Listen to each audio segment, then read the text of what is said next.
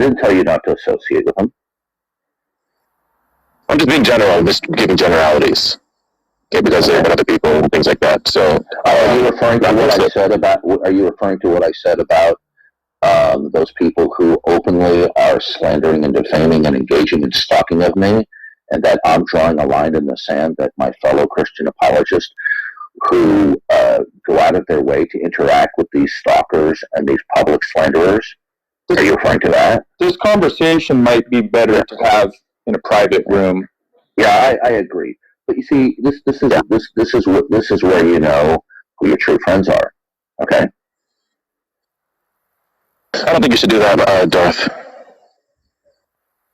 Well, I don't think that you, when you've been informed multiple times, should be interacting with the worst of the worst of the worst people who engage in repeated stalking, harassing, slander, and defamation, and then you talk to them like they're just an ordinary other person on Clubhouse. I certainly wouldn't give the right hand of fellowship and talk with somebody who was repeatedly stalking, harassing, defaming, and slandering other regular Christian apologists who I consider my friends. That's great. I mean, I don't think he was, again, maliciously slandering you or anything like that. I didn't. He has in the past. I informed you that he did. I didn't say that he was maliciously slandering me just today. But he has in the past, repeatedly and chronically, on Discord.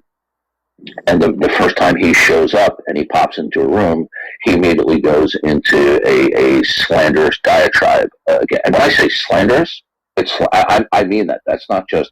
I'm not just being theatrical here. Okay, so this is the kind of person that he is, and I want to inform you that that's the kind of person that you had modded, and you might want to reconsider modding him in the future. The difference, or the issue I find here is that if I were to hear a Christian, because I do hear this all the time, I hear Christians having arguments with each other. I hear Christians saying that you shouldn't be doing this, you should not be behaving in this manner. I'm not talking like, when I say you, I'm not saying like you specifically. I'm just saying like just in general, like the general you. You know, you shouldn't be doing this, you shouldn't be doing that, and they can be friends with each other, and other people can be friends with both of them, and they're not in the middle of the altercation or the conflict that's between those two people. And I don't think that there's an issue, if somebody has an issue with maybe things that you've done in the past, that has anything that I should be getting in between of that, or getting in between that, or that should make a difference as to the friendship of one person or another person. Okay, unless they've committed some sort of crime or some sort of atrocious, just overtly atrocious thing, action, Do you consider behavior. Do you consider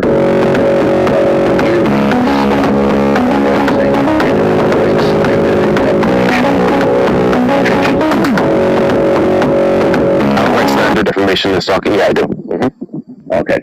Well, there are several individuals that are regulars on Clubhouse and Discord. Okay. Now, if they are openly slandering, defaming, stalking, and harassing, do you think that because of this persistent and unrepentant type of behavior that is still ongoing, that they're still worthy of being interacted with?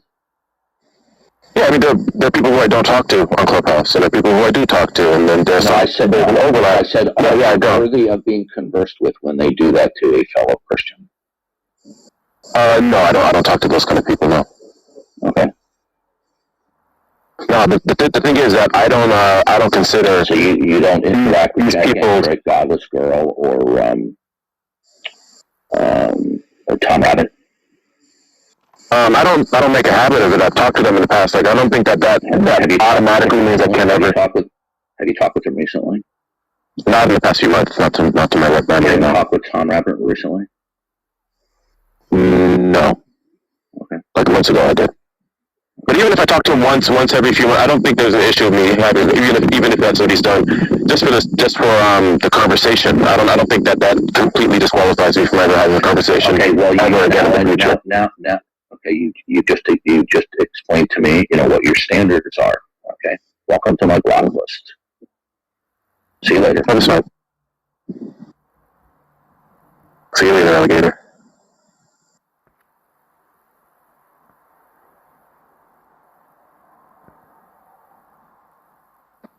See you later, alligator. Jay, you've been nothing. All right, we have Mark. We have stuff. Awesome.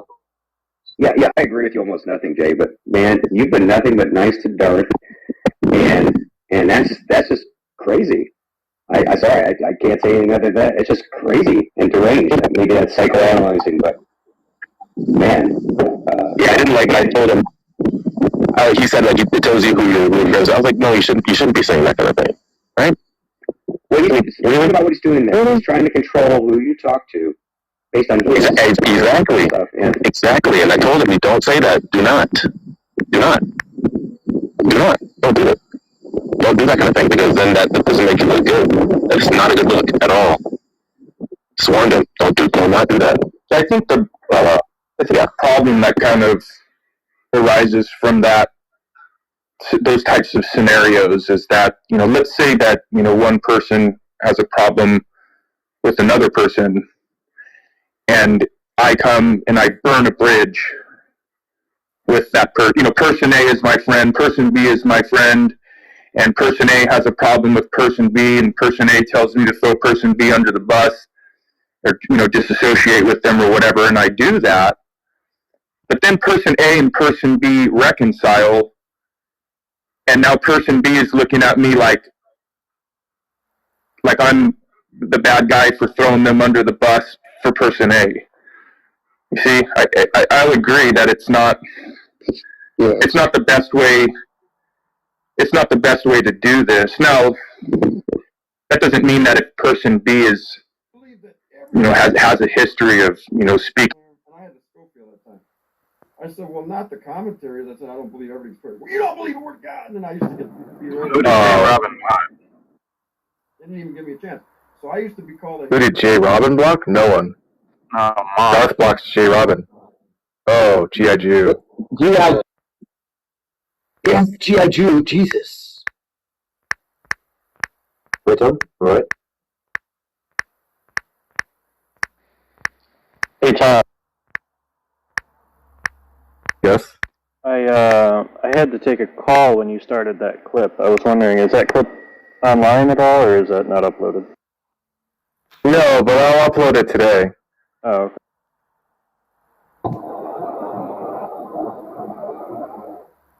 That's going to be an awesome video.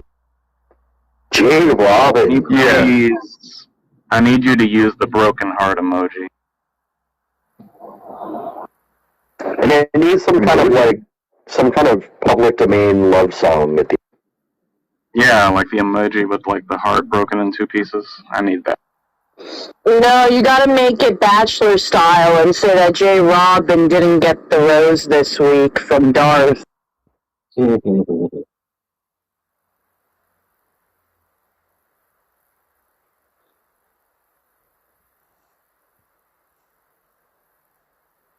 I believe, wait. Incredible. Wait, let me say this. Here, I actually believe that this Bible's the word of God. Yeah, I really am Explained in there. happy for Jay Robin for having such a spot. And the gospel and everything. I believe it's all there. And Might be the most sensible I've ever heard Jay Robin. I don't get it. Am I a heretic or am I just... Yeah, I think he was being sensible. I wouldn't really say he was having a spine, though. I mean, he didn't really stand up to anything. He just was kind of like, yeah, I don't really think this is reasonable. This is not, blah, blah, blah. Well, I think he did, but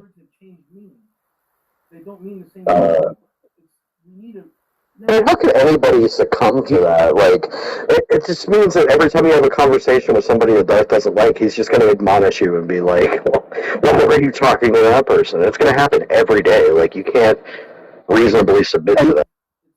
And from that, I think that from listening to that, Jay Robin had recognized that's a consistent behavior with Darth, and he's not going to succumb to it.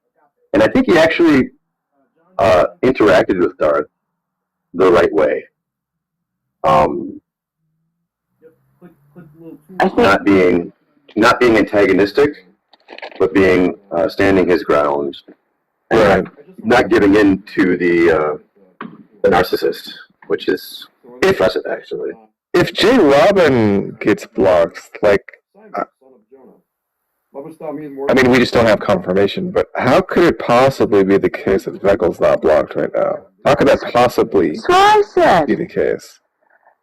Yeah, he gets the black pass. He's his only black friend. You can't lose him. Him and Tom Lock, you can't lose them. They're precious to him. But Tom Lock's sort of already, like, agreed to obey, right?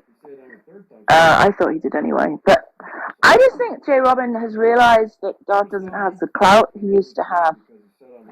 Right? It's kind of a joke. Yeah, and so he's just like, I think he went into that conversation not interested in appeasing him whatsoever. I think he was done with him before he started, and he's just like, because when he said "see you later, alligator," he's just saying like, I don't care at all that Darth just got me. There's no skin off my nose. He doesn't need him anymore. There comes a He's got no time. clout. Yeah, it's got less clout. J. Robin thinks he can do it on his own. He makes rooms. People want to debate him. So The king's reign must end, and the new king will rise. J. Robin used to be all about Daddy Darth. Right. he's grown up. He's left the nest. You know. In true Seth fashion, one has to kill the other. There must only be one. Right.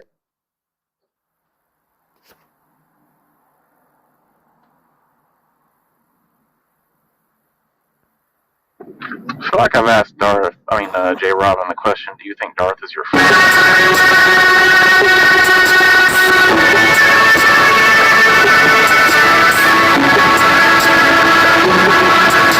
Probably would have said yes, and just maybe come to realize that's not true, and wasn't true even.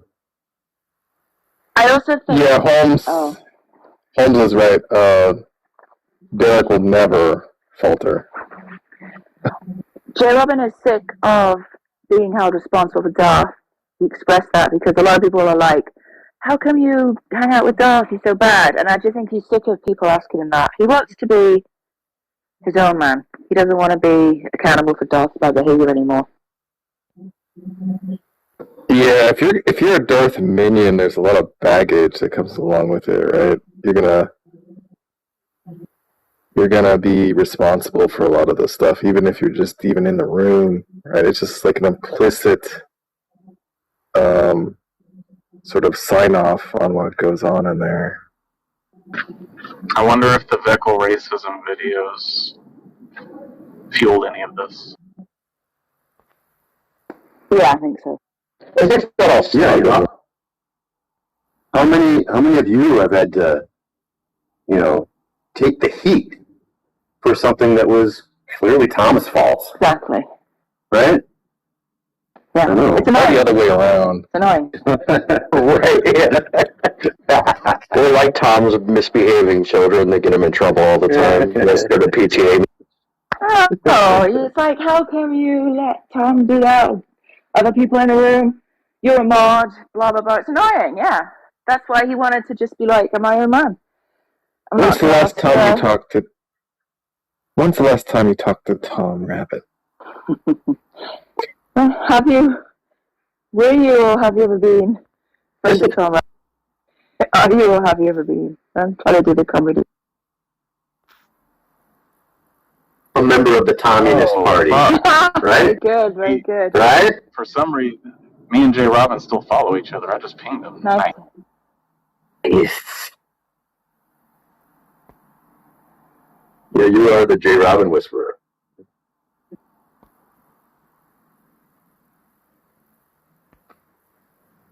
I hope he comes. I think he wants to be like the respectful precept, the one that doesn't interrupt, the one that's in good faith. Like, I think he likes that. He should be that. Yeah. Yeah. I think he got a lot of positive feedback compared to the other ones. He's less of a thug and stuff. And I think he enjoys that. He wants to be that guy. Well, we'll see, right? I mean, we'll see what he acts like when he doesn't have the influence of a Darth, right? When Darth's not cool, emulating his behavior is not going to be as cool. So we'll see what he thinks is truly cool, like on his own. Oh. See. This could be the end of the pre-sub argument as it exists now. What do you got, Yester? There's always Mad Adam. All the social conflicts are tearing that group apart. Yeah. It was all started by Crazy Diane, who he's now friends with again. I don't know which one of these alts in here is Darth, but he's probably hating this conversation.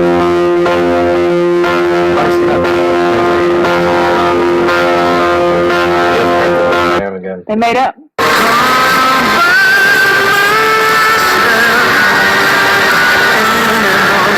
You take him down.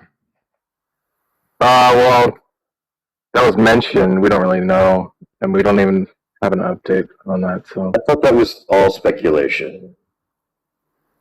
No, it was there, but I don't know if it was an actual stipulation or not. That wasn't clear. Right, that's what I mean, is that it was an actual stipulation, speculation. I mean, he could have also said it and then just not gone through. We have no idea. Right? We just don't know. Down those Strong's numbers, it's going to take you to what the KJV is translated from. How much did you end up collecting to keep the video up? Just out of curiosity. 200. There's so much glee. I already used that money to buy a little another recording device. Well spent, Tom. Another tape recorder? Good. Nice. Some D batteries? Another Panasonic tape recorder. Got another Panasonic. Tom has a Home Alone, like, Talkboy. Oh, that's a great investment. You gotta stop saying people gave you $200 to keep it up, because it was already up. They paid you $200 to do nothing. No, I took it down. I took it down. Yeah. He was like, you gotta take it down, and so I did. Yeah, then Tom, what you should do is take that 200, open up FanDuel, and go Lobster Mania. No. $60 spins, baby. Tom always gambles to Oh, did you pretend win to any want money off what's his face last night?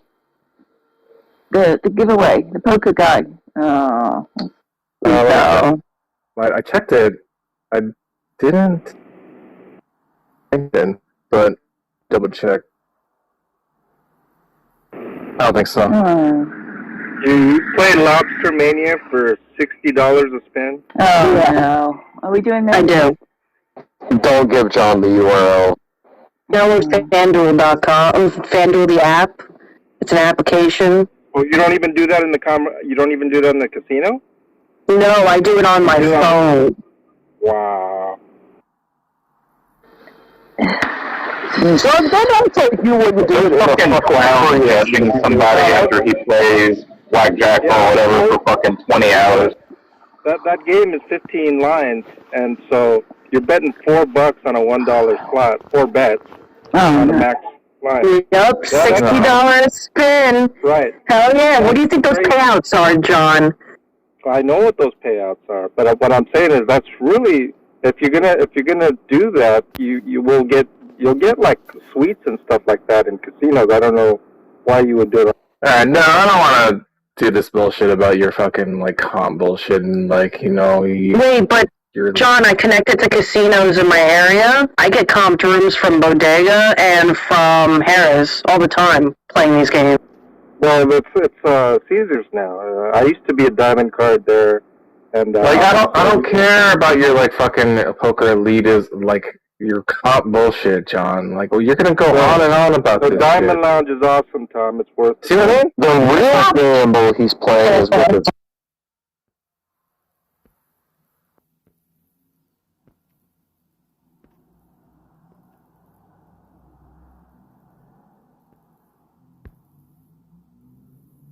Right. That's exactly what I was like. That's exactly kind of the point. I don't think necessarily has to do with time. You can say something necessary after time, but that's fine. We can. Let's just. We don't want to get dragged out into it.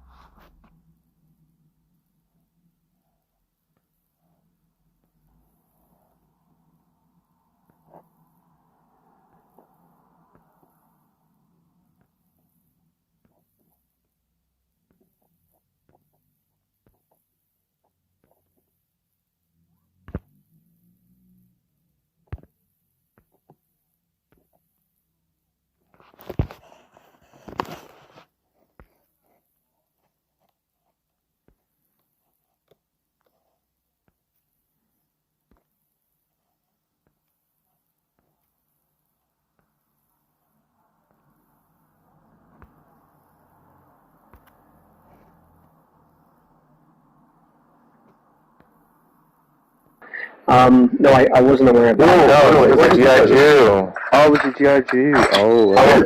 It was because he modded G.I. Jew.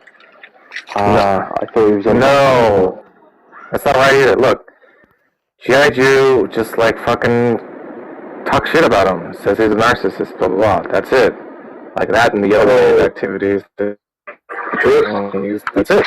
So what's really funny is, like Doris said, I had the Just shut up, JJ. That's it. Okay. when I was speaking with Praise, right, and I showed my copy of the DSM. So like I work with that on my desk all the time. I actually have a little bit of expertise when it comes to this stuff, and yet apparently I still have no idea what I'm talking about.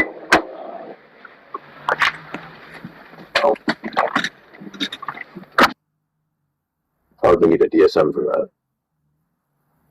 You're probably right. Oh no! Anybody can buy a DSM. I guess that's the best source. That is kind of like Canadian Catholic pointing to its encyclopedias. Like I said, if it wasn't also what I do for a living. So. Good. I didn't know that.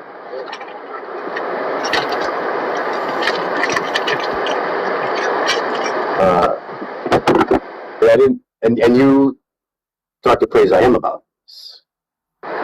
Yeah, and it's funny, like well, yeah. So it's on his channel. It was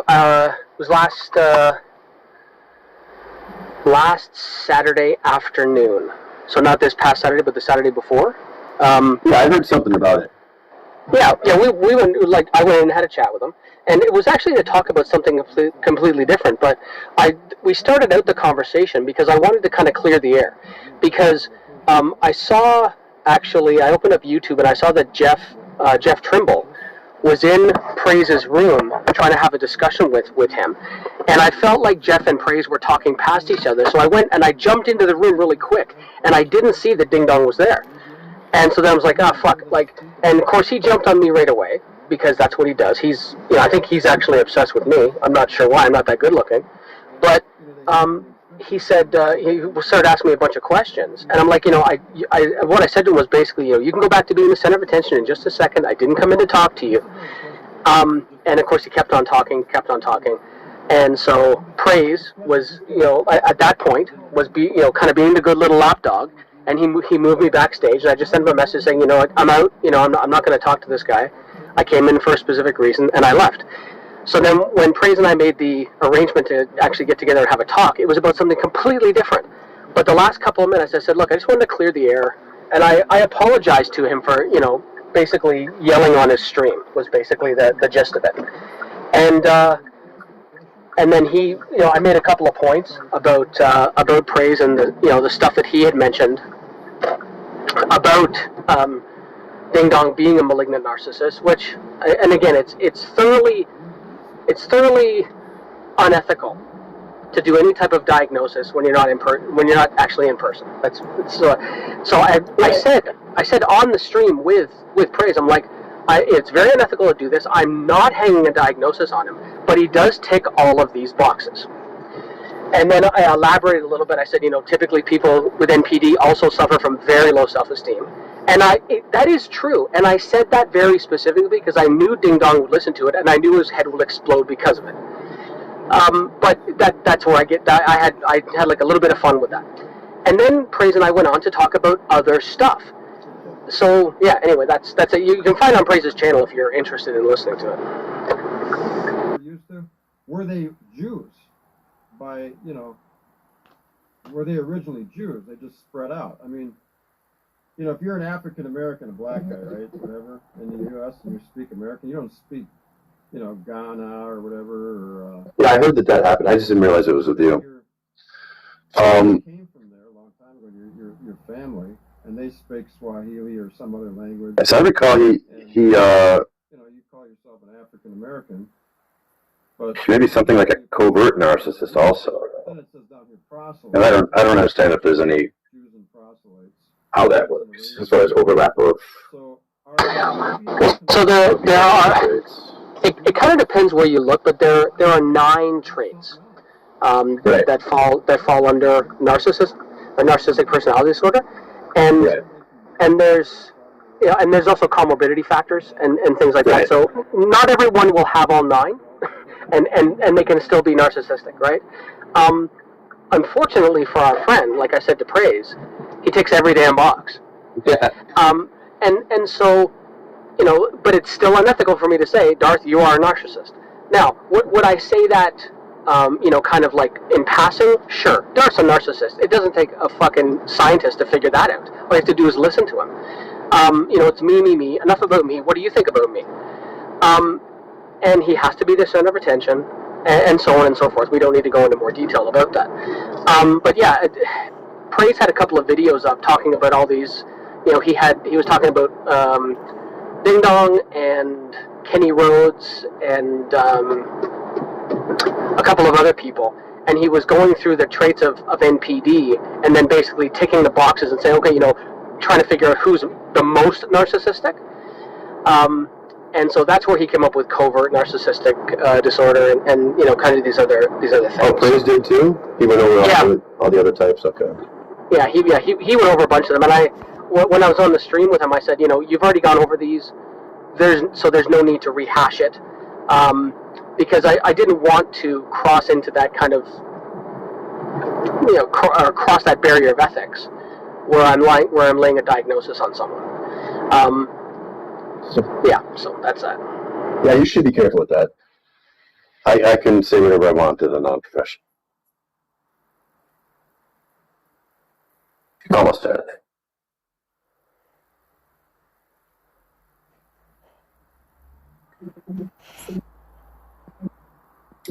Ding dong, I like I'm a professional, and he's a cuck. That's my diagnosis. Abram and Lot, right? Yeah. So do you know where Ding Dong came from? It's delicious. It actually came from another Tom Rabbit video where Tom posted a video of Stacy, Silver Star, and Progressing Pilgrim, kind of on their rebuke of him because he brought that woman Connie to tears in a clubhouse room or a Discord room. I forget which one it was. And so it was actually a fellow, and I said this to Praise, it was actually a fellow brother in Christ, who's the first one to coin that term. And now that's how I refer, so after I kind of make the qualifier so we know who we're talking about, from then on I will always say Ding Dong because it's funny, because it's really, because it fits the DD. Exactly.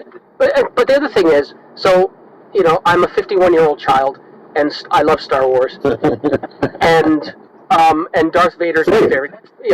Darth Vader's my favorite character because he's an absolute badass. People get freaked out over Darth Maul. I'm like, that bitch got cut in half with a lightsaber, like in his first movie. So this is not a comparison. Anyway, so I love Darth Vader, and I hate that this individual has kind of co-opted that name. So the fact that Ding Dong came out and is delicious, I use that all the time. Yeah, it flows. It's I think the French would say it's apropos. Is that how they say that? Some alliteration there. What? So there's some alliteration there. Ding dong? Well, that's a given. See, the only reason he's Darth Dawkins is because it's another DD. The original DD was Duncan Dawkins, right? Yes. No, it was Darwin's deity. Thank you. You're right. You're thinking of Duncan Atheist. And then it was Duncan Dawkins. Oh, first it was Evolution False. Right. Yes, and then Evolution. And then I think it was Duncan Atheism. Yep. No. Well, he went back. Was that the second one? Yeah. And then it was a couple others, but he switched back and forth quite a bit. There was Duncan Atheism, Mauling Atheism, all intertwined in. Those don't count. But yeah, Darwin's deity was the original DD. Yeah, see, I made the mistake of trying to have a conversation. Dirty Diapers is another. Oh, that's a good one. I like that. I made the mistake of trying to have a conversation with him on Modern Day Debate, maybe 2.5 years ago, and that was a complete fucking train wreck. And then after that, I'm just like, I'm done. I don't want to have anything to do with him. And he, like, it's funny how he blocks all these people, but he hasn't blocked me because I think for some reason, and I have no delusions of grandeur, but he wants to talk to me because I won't talk to him. And he, his is, he's afraid of my arguments. No, his arguments are as infantile as he is. But I don't want to talk to him because he's an asshole. That's the only reason. Yeah, same. It's not much worth than talking to it. Is Tom there? Yep. Can you check the back channel quickly?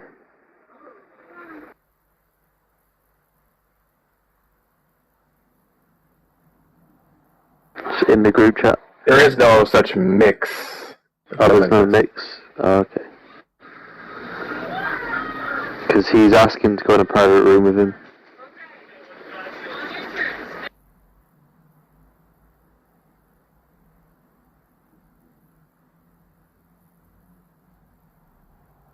Is it just like little clips you've got on like a hard drive or something? I mean, they're here and there. I don't have them.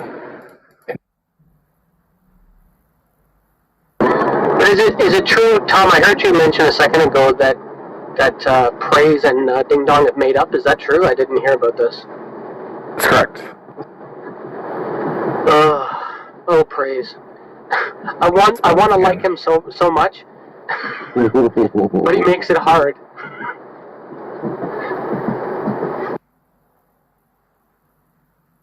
Well,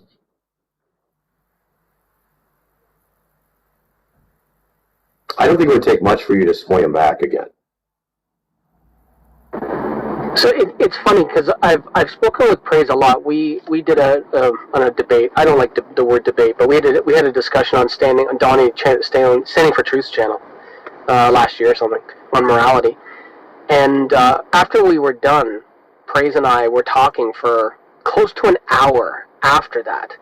And when you get him outside of the kind of bombastic nature of his, kind of like public online behavior, he's fairly reasonable to talk to,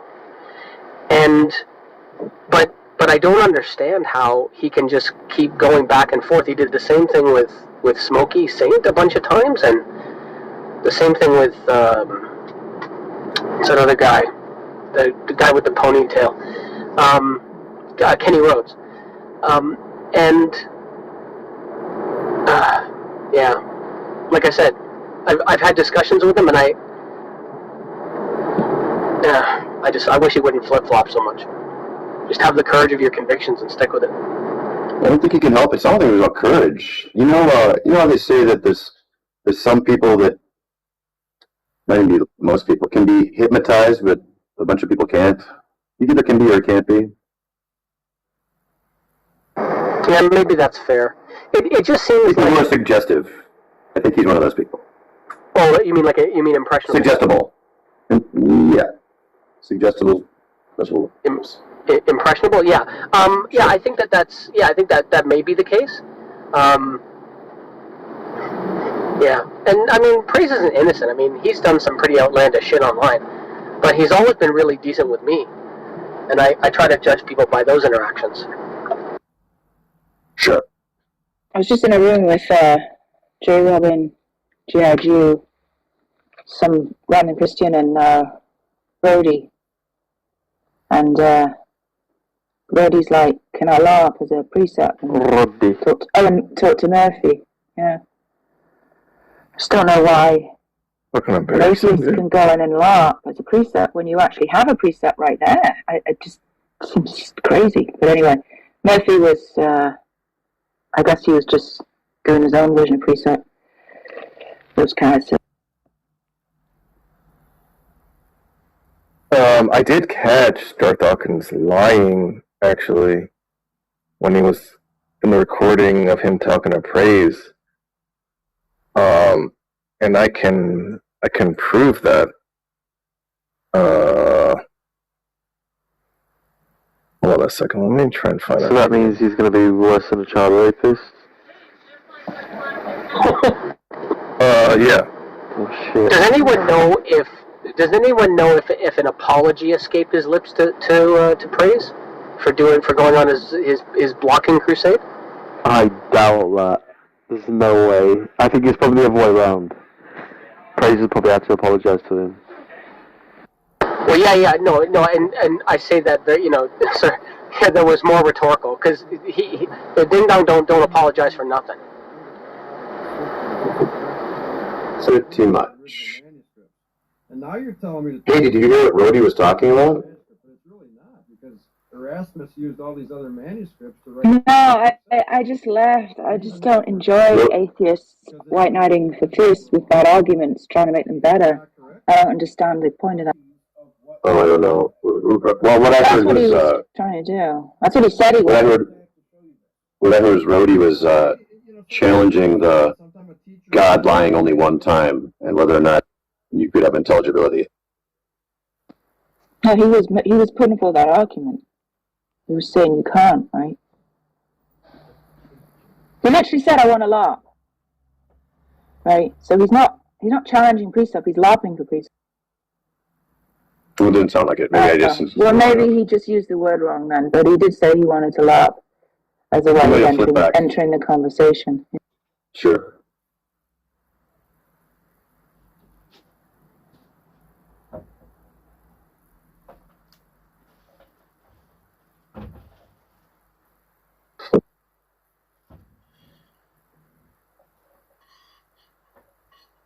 Because God always truth revealing. Okay, I found it. So I can prove. Well, I can show you why I think Darth was. I caught Darth on a fucking lie. So listen to this. Taking it out of context in order to slander and defame me. There was another comment that I heard that you said some about work boots that there's a black people don't wear work boots. I don't know. They tried to get Veckel on it, and Veckel actually stood up for you. I didn't say that. I didn't say that. No. Oh, okay. There was a conversation where people were jumping in, and they attributed a comment that somebody else said they attributed to me when I didn't say it. About race, but this really isn't about race. Darth, did you notice in the reporting that none of the Father's Day cards were missing from the rioters? Yeah, and the work boots were still there. And all the sunscreens. Did you see the? So the Praise was him and Praise talking was yesterday, and then the one thing that Praise said that Darth said was actually the thing that he said.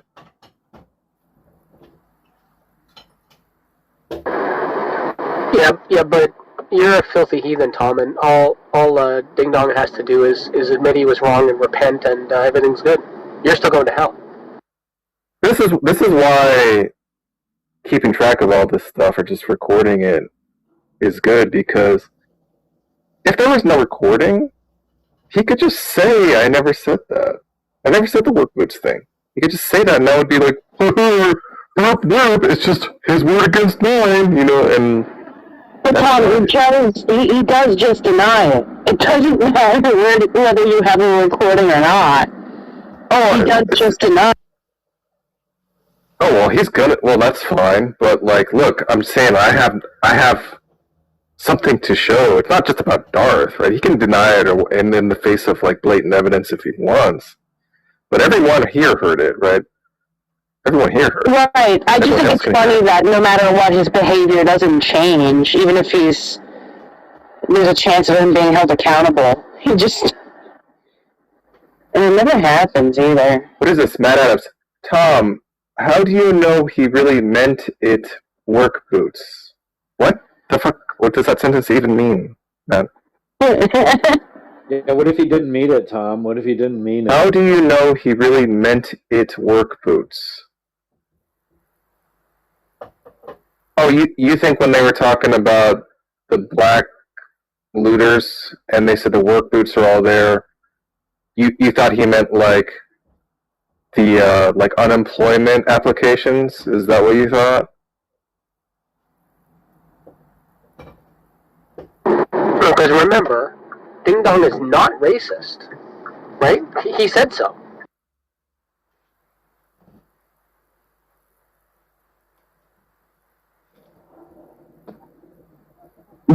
Define Like racism. mental gymnastics. The fuck? Just fucking pathetic, man. Matt Adams, that thing that you do, probably. Like, I don't, you know what, here's the thing, I don't even know, like, what the, like, just like, yeah, that was, like, at best, an insensitive comment, you know, and maybe probably a bit racist, but, look, I don't think Darth's, like, burning any crosses in people's front lawns or anything like that. He's a boomer racist, right? A boomer brand, right? He's just got prejudices, and sort of, that's it. It's not even really that uncommon.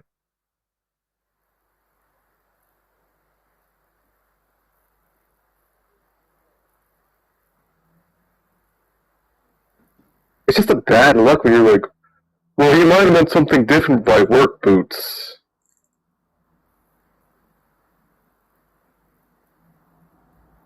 Ridiculous, man.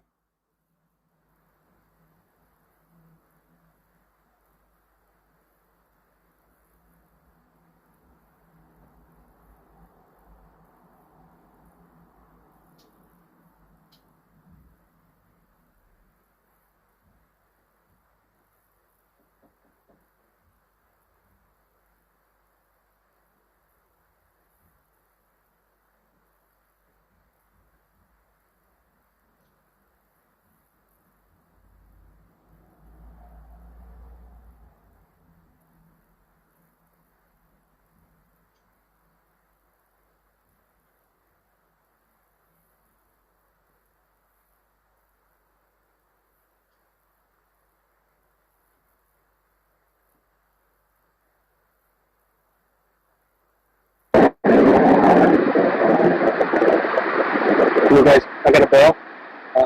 Tom, thanks for the content as always. Cheers. See ya.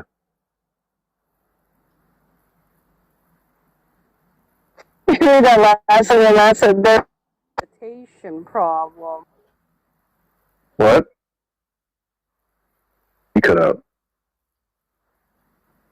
Yeah, I cut out because it connected to my car. No, last thing Matt said was funny. He really gave me his voice.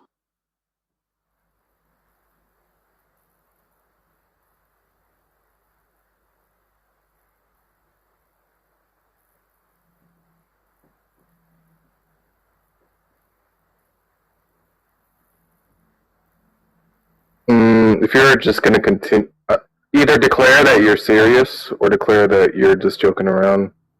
And if you continue to joke around, I mean, I'll just. I'm not going to play this game where, like, I don't know if I'm actually talking to someone who's not just fucking trolling. So, like, I'm totally open to having an actual conversation, but you do this thing where you just, like, try to be ambiguous and like try to like maintain possible deniability that you're just trolling. So either you're serious or you're not. He gets a chance to say and declare what he's doing, and there it is.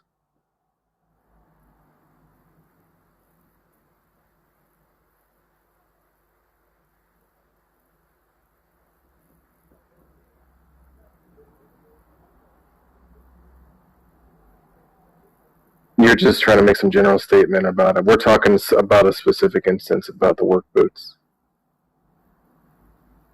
Don't even take the bait. Don't take the bait.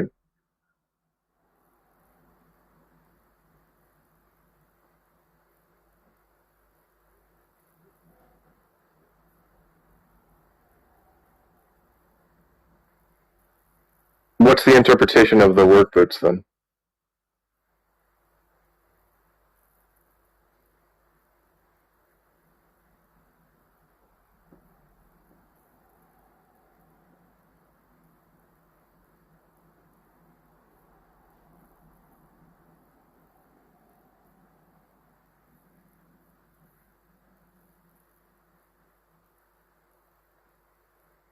You know what I mean?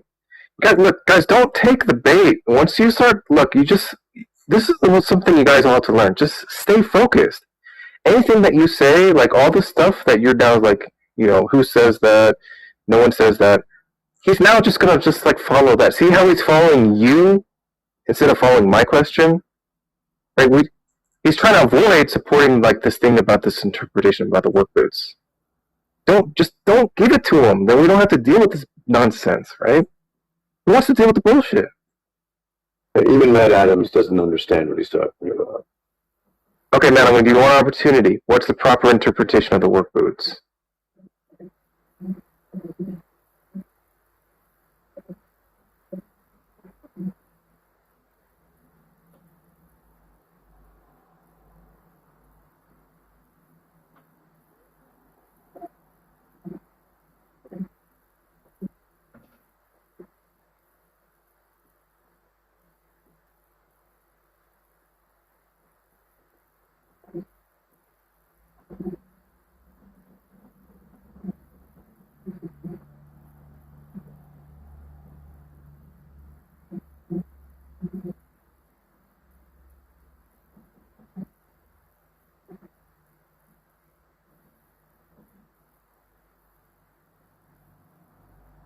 See, he just keeps talking about the critical race theory garbage. I mean, God, I wish you guys wouldn't fucking give these people, little rabbit trails to follow. I told you, Matt, I was gonna fucking block you, so now I'm gonna fucking block you.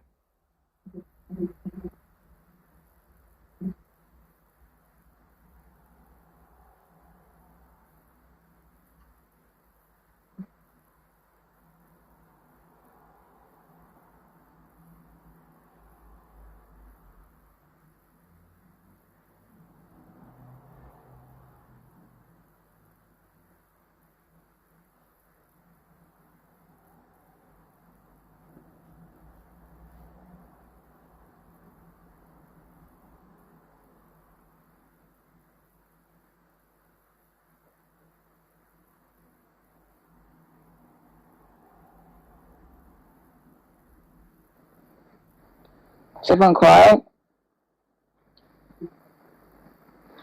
Can you block from room this piece of shit, Matt Adams? Please? Oh.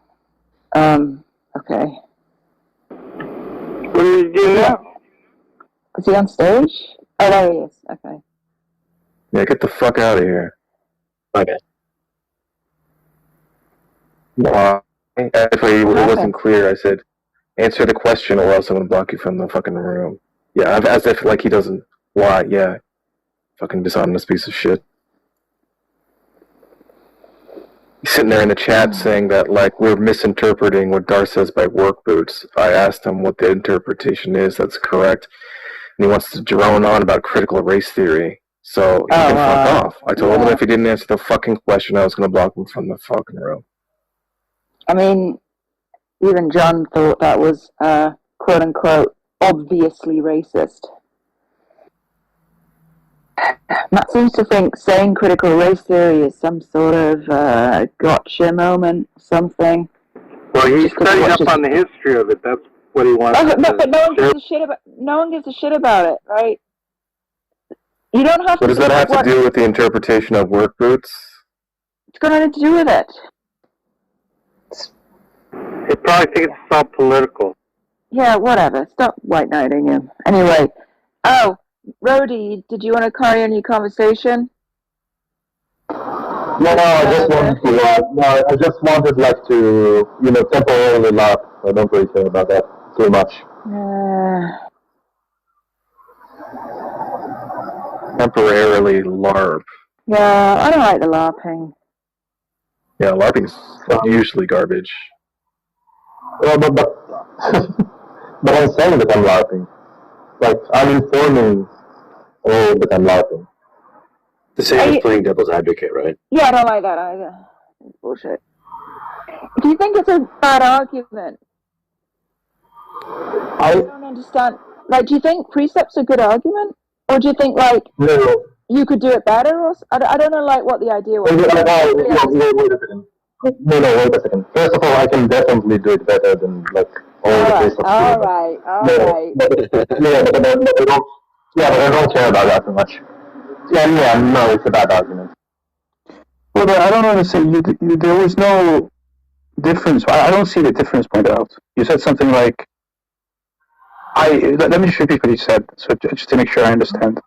I said that both of them, there's, on both views, the view I presented, the fly view and the Christian worldview, there is a potential or like a possible agent that doesn't have justification that what God told them is true.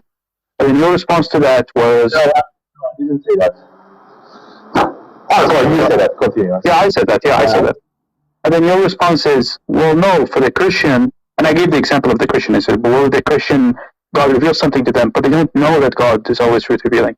And then you said, well, but there's an external justification. If they like gained enough knowledge, they would know that God is always truth revealing. No, it's not about that. It's about, like, for them, it will be external justification. But if you will have the position that God is always truth revealing, then it is justified to 100%. Now, if you don't have that position, right, then it is not the case that you don't have a justification that He is always truth revealing. Okay, but how is that different from someone saying that we're believing in the five view? Now you're saying someone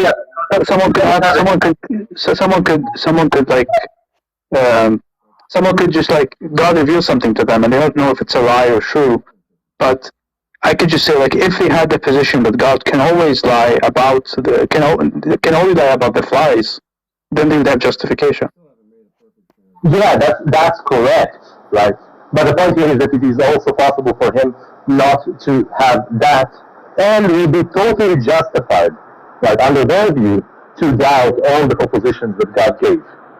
Now, under their view, if the person cannot rationally doubt all the propositions that God communicated.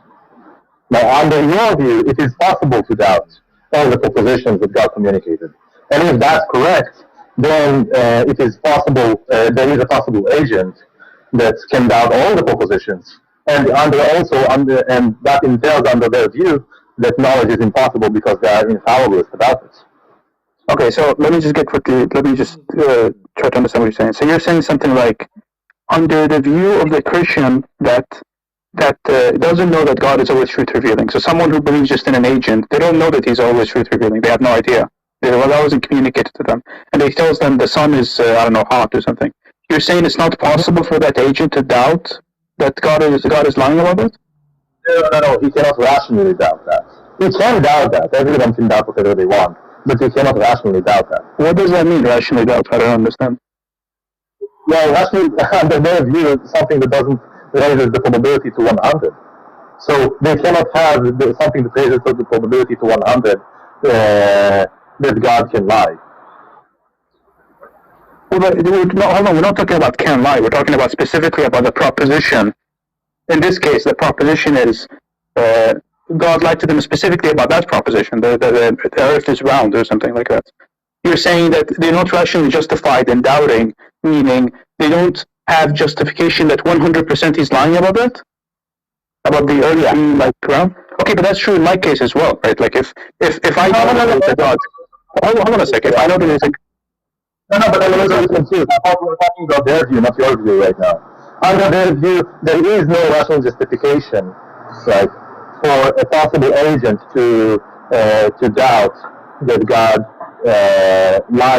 can lie or lied to them once. Under the view that God did lie or lying about specific fact about butterflies, let's say, right? It is possible for a possible agent, right? A possible agent that knows to 100% that God lied about one proposition. He just don't know what proposition it is. If that is possible, then they have a justification that all the propositions that God uttered are not 100% true. Oh, so like academically, I'm not talking about. If you want to, like, let's talk about it in chat because it's like a little bit confusing right now, and I'm not really invested in this argument, and it's like a little bit boring right now. Oh, okay. Oh, we can talk about it in voice another time. Yeah, no problem.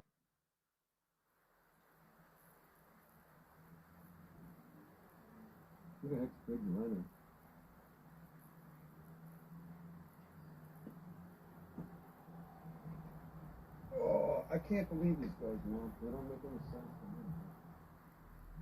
They're trying to convince me to believe that we don't have the Word of God. So if we don't, then we gotta believe them, I guess. What do they have? Right, so Darth is now in J. Robin's room. Shoot, he said he was going to close it. I guess Darth just showed it because there was no one he could mod. J. Robin, like some people, is not an inept room owner. Oh, wait, my bad, it wasn't J. Robin's room. Well, maybe he didn't know, but I left before he closed it, so it's possible as he was closing it, Darth showed up. Wait a minute. Darth blocked J. Robin. No, I got it wrong. He's back in Tonlock's room. It's not J. Robin's room. More Darth's fake news. Got it. By the way, Messi, I've got so many fucking things wrong. I'm confused. I actually feel I gave you the best pushback from all of this. Yeah, I mean, it's probably the hardest to go through. I'm not sure it works, but, maybe it's like the hardest to go through. Yeah, because their arguments were not good. Yeah, I wanted to finally convert J. Robin. It felt like he just got blocked by Darth. He was receptive. I was like, okay, today is the day. Today is when J. Robin concedes to me he's wrong. And, yeah, it didn't work out. I see. No, there's someone that I really like changing my picture of, like, with the hat, so I'm sorry that I... There's a separate question of Facebook Messenger. There's no unity anymore. Which account? My account or the... Yeah, so I sent you a short question, yeah. James, when is your big showdown with Darth happening? If I can't get, clips together or examples of him being racist, then it's just my assertion about all these things that the atheists have talked about on Clubhouse, and then I'm just kind of lost. Please stop saying the atheists.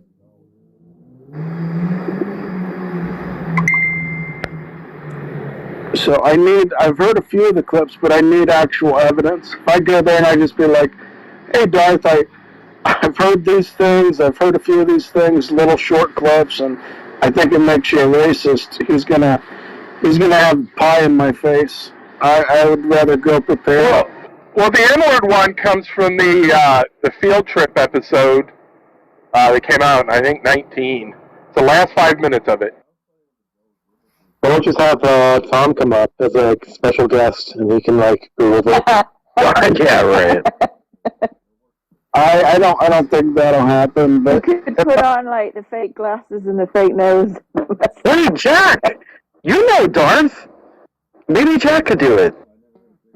Yeah, if I don't get something before we can actually get in a room together and do that, then I will just have to say, Darth, I'm sorry, this was the impression I got, but I can't demonstrate that you are...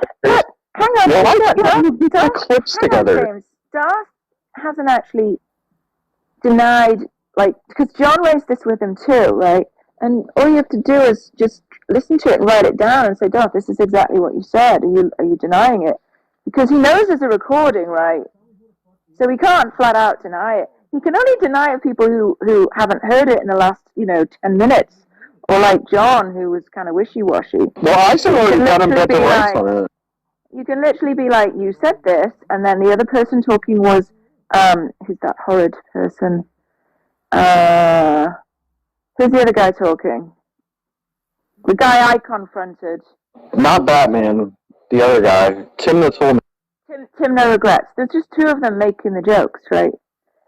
Darth said work boots. Tim No Regrets said sunscreen, right? So you don't have to say it's just an impression. Just say, look, I just heard the video, and this is exactly what. Well, look, if people know the video and know about, well, vaguely where it is, I can just compile a little mix, and then he can go with that. Yeah, that one I think is worse. The one where he uses the N-word, he's already got a defense for. So I don't know if I would even bring that one up. But if people can remember, just send me the clip, the YouTube link, and then I'll just make a little mixtape. I'm surprised, as much as you guys talk about how racist the guy is, that none of you have actually put forth the effort to clip all this. I'm astonished. We're not you're the one that wants to have the conversation, and you have internet access. Like, fucking, why can't you go do? Right, the rest of us are busy with jobs and shit, James. Like, you're not doing anything. Go put it together. It is all available on Tom's channel. Like, I was gonna say they already put it up. You just have to go find it. They haven't put together, like, the cumulative case that this is Darth is racist. Yeah, James, we don't live our lives to, like, talk shit about people on YouTube, so. I'm just saying is that I listened to the two things with Veckel, and there was, like, only 2 clips played. How many Christians Bananas, on, James. How many Christians on Clubhouse does Darth have blocked now? I don't know, because I saw his room earlier, and that's apparently I popped in, but I didn't hear anything, and I was off doing something, and somebody said Darth was calling me out. Also, James, we've been hearing this shit for literally years. We don't need clips. Yeah, in fact, I think you were the only person that was surprised to hear that Darth was a racist when all this came out. Yeah, I'm still flabbergasted, but I've taken some of the stuff that I've heard and clips that I haven't heard that I put that together to say that, from my perception, he's a racist. But in order for me to say, make a very big, public, grandiose statement to him about it, I need more than just, hey, I heard 1 or 2 clips, and atheists say this about you. Well, go get him, James. Go get him. What do you mean atheists? Christians have Go get the clips, man. What are you doing? Go get them right now. Mute and go. Oh, I already spent 2 hours listening to Veckel stuff where I was told that multiple clips were shared and presented to him, and there was only like 2 clips shared in both videos. So digging back, it's not like it's easy. I already spent 2 hours at it. This man was determined to complain. Yeah. Oh my God, the unrivaled bitching and complaining that you have to do homework for your own live stream, and you want us to assemble clips and get it all together. Oh my God.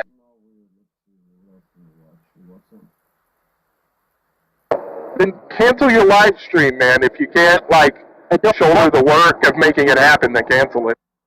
I don't have a live stream, and well, whatever, your confrontation, cancel it.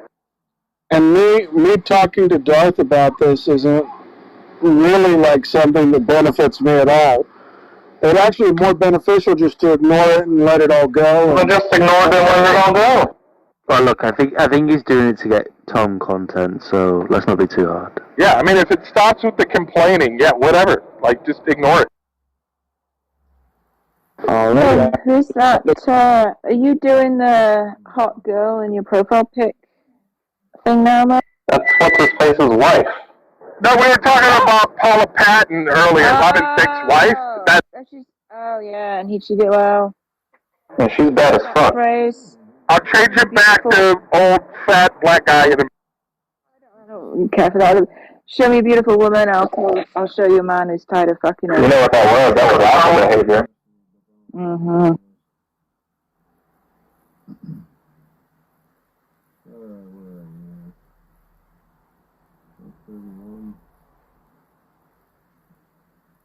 Hugh Grant cheated on, what's her name? That English girl?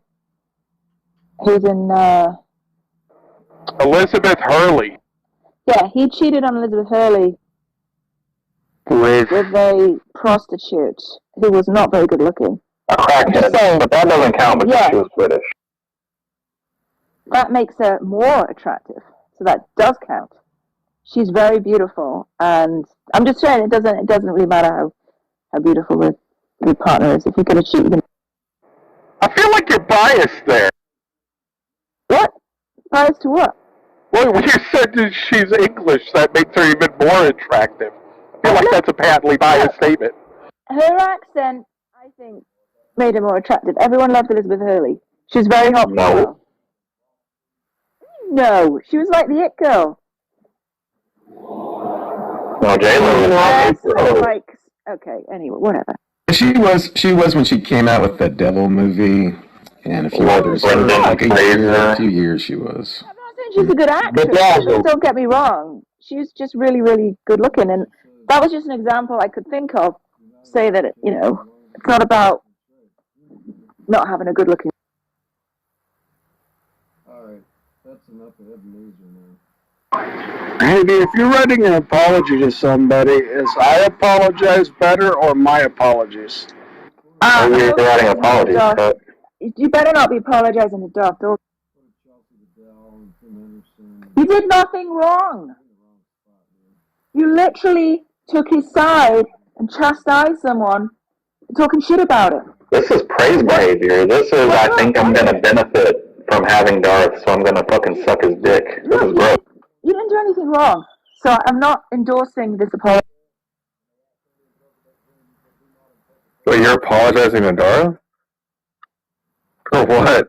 Does your wife know you're a cup, James? No, I mean seriously, just what?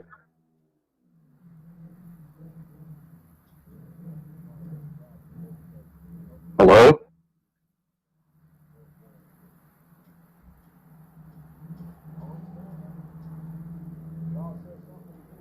He's embarrassed.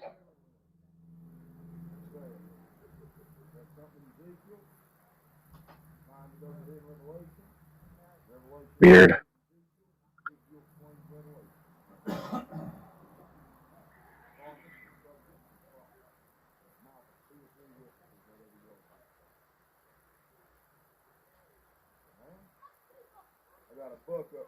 I mean, I think like some of these apologies have to happen because otherwise Darth's not going to have any content for people to like get mad at. They got to be like rotated in and out.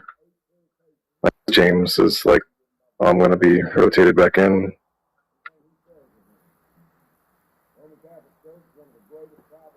Whatever. Yeah, I just hope he doesn't actually think he did anything wrong. Like, it's one thing being what I consider. I don't think anybody watches Darth content if it's not on your channel. Like, nobody gives a fuck.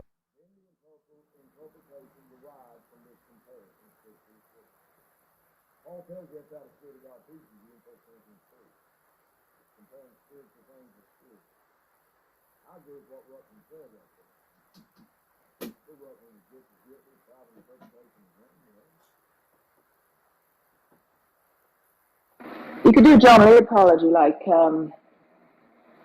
sorry if you were offended. Sorry you feel that way. Sorry you feel that way. Not sorry that I did it.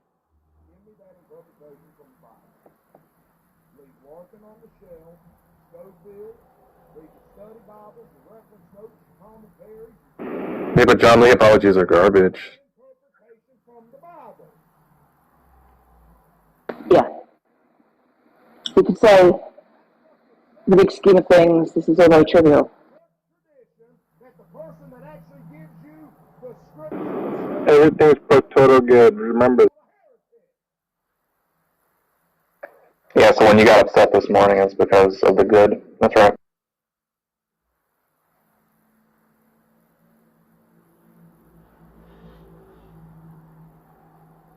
Yeah, instead of apologizing to your wife, it'd also be just as good if you pooped in her mouth. Right, John?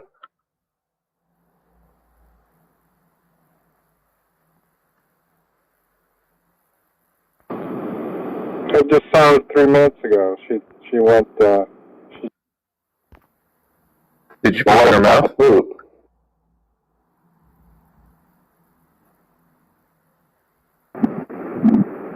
Maybe I'll ask her for dinner if she wants. Is that referring to the poop?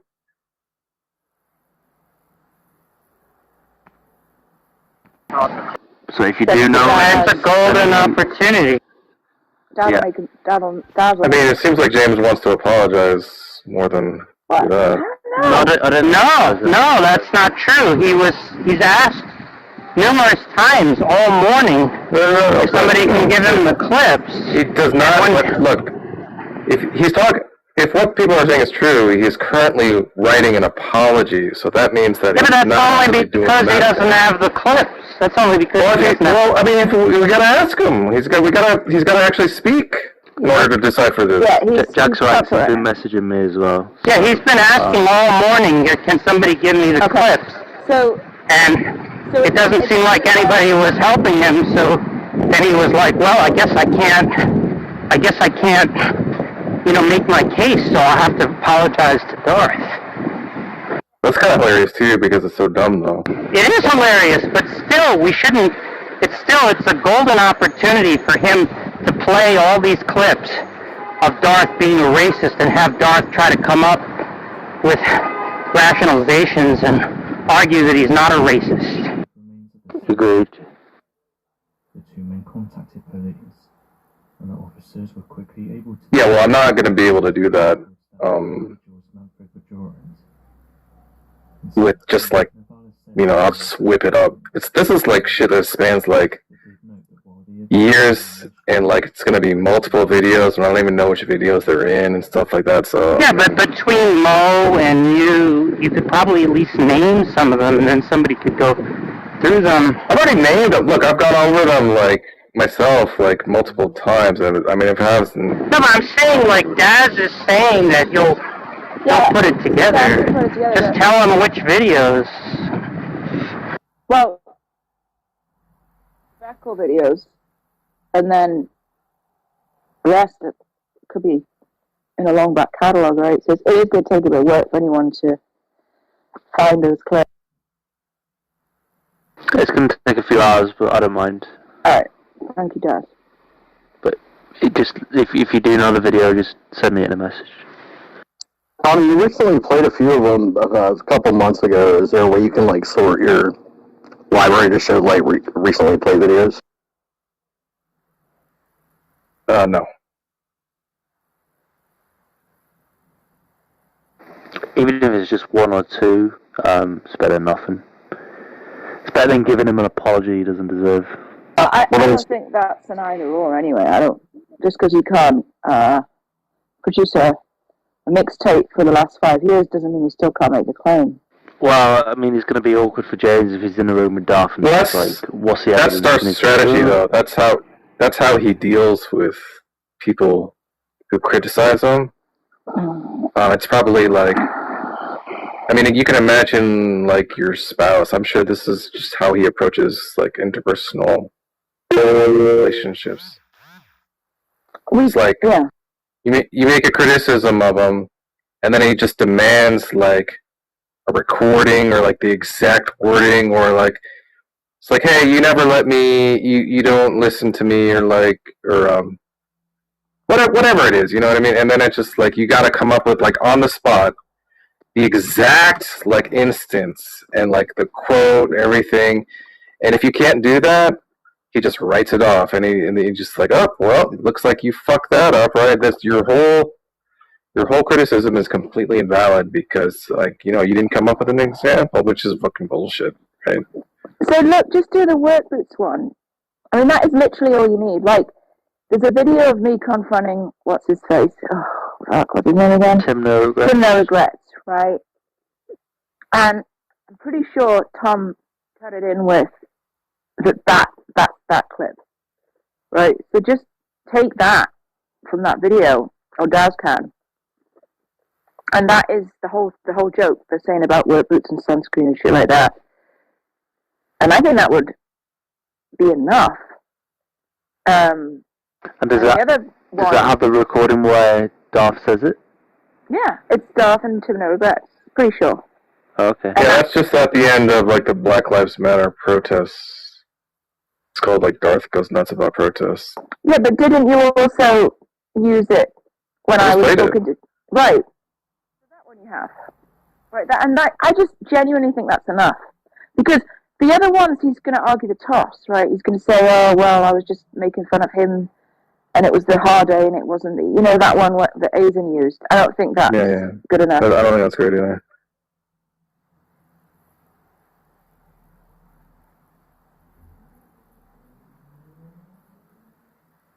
And even the George Floyd stuff, right?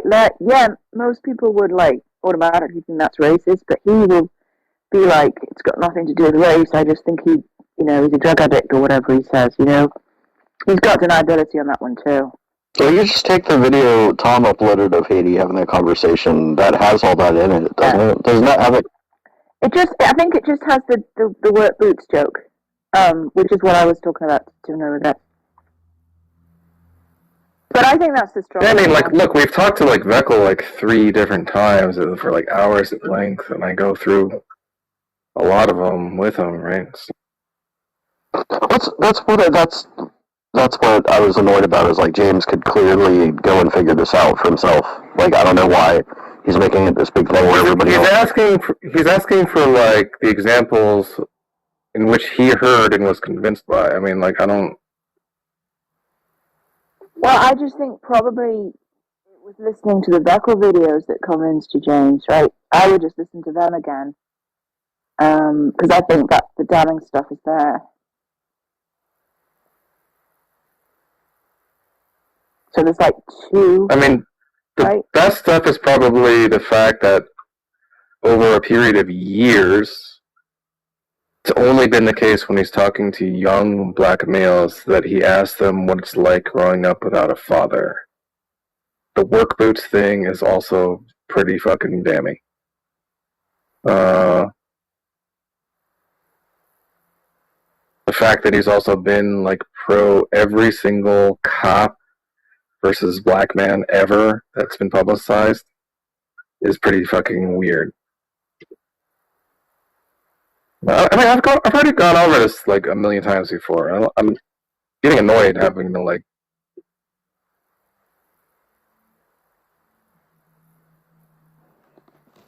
Yeah, but it's a golden opportunity.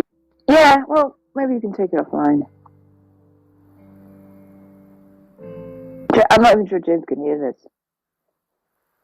I'm also like not interested in doing it with someone who's like in the process of writing an apology to Darth. That's like so insane that like I don't even want to like feed into like whatever. I can't even understand the thought process. So it's like a waste of time. Either you guys help me or I'm gonna apologize. I think that's what it is. Yeah, I don't. Fine, go ahead. Okay, do that. Fuck. Care. Him apologizing would be less fun for us than for him to play those clips. I think it's actually more ridiculous. So yeah, it's better because we have the clip of him demanding that we do the homework for him right before he writes the apology. Yeah, but just think about Darth having to think about the stuttering, you know, and all the. I also don't have like a lot of confidence because he's gonna have a response there, whether it's bullshit or not is like irrelevant. He'll have a response, and I don't know if James is gonna be able to like see through the bullshit. I'm sorry, Jack. I'm just not really motivated by this. It seems like, you know. Yeah, but you don't have to do anything, Daz. Yeah, well then, yeah, fine. You can, go ahead.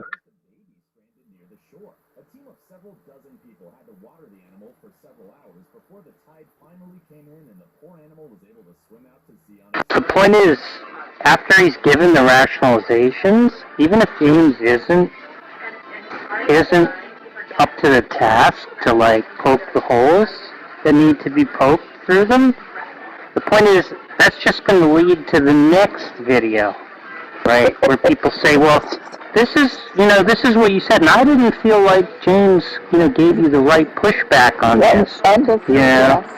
Yeah. Racist. Yeah. And Aizen's definitely going to bring it up, isn't he? He's going to go in. Exactly. Aizen is actually the better man for the job. Except I don't think Stress on the word man there. Yeah. Like, I guess what I'm saying is that, like, I don't know what's going on with James. The fact that he's not, is he still in here? Not responding? He can't talk. He's with his wife.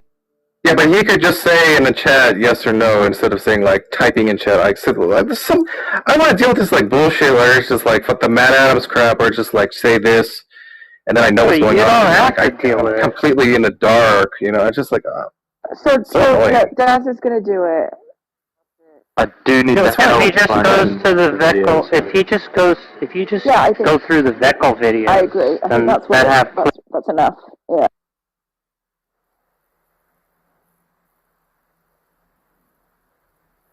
Is that the Veckel video where we played Veckel the clips, or Tom played Veckel the clips? There's a couple of them. Yeah. Okay. There's like 3. Yeah. Okay, there's 3. Yeah, where Tom plays clips, so you can get all the clips from there.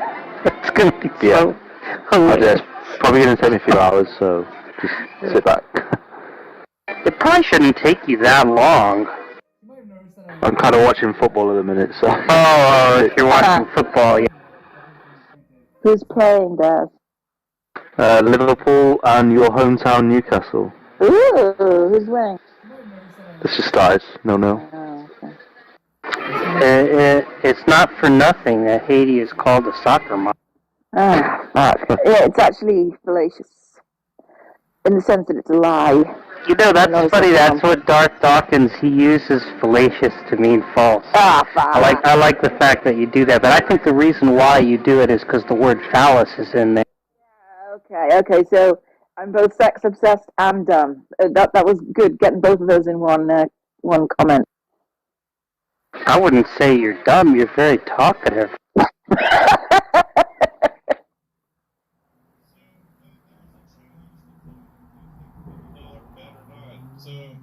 I'll bet you $50, Tom, that you will not take it down. I'd like to think that you could hardly keep your mouth shut, but maybe I shouldn't. Stop! Bazinga! Jack hits the line, he just hit it. So you can be quiet. I saw someone say I'll take the bet. Where did I see it? Jack doesn't know where the line is, so someone else tell him. That's like when John Lee said to Gus, well, you know, maybe there's some things I could maybe say about you, Gus, but I think I'll hold back.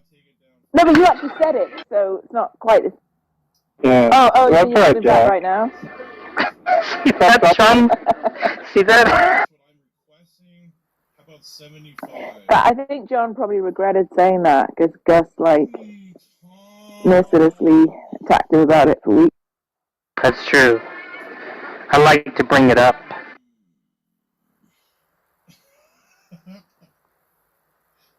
I'll be right back. Yes, you no. No, I was just gonna ask Jack something. God damn it.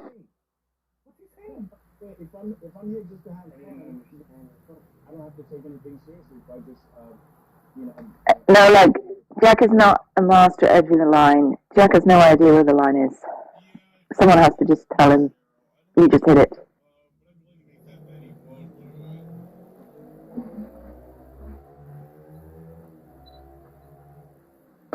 I think James throwing an apology.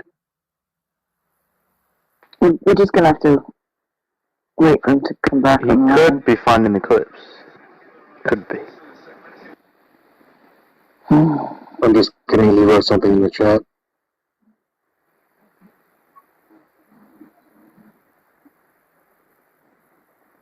Okay, so he's not going to apologize to Darth.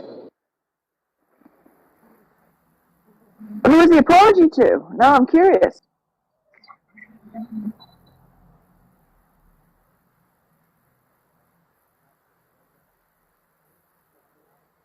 Okay, that was our bad. We mistook him.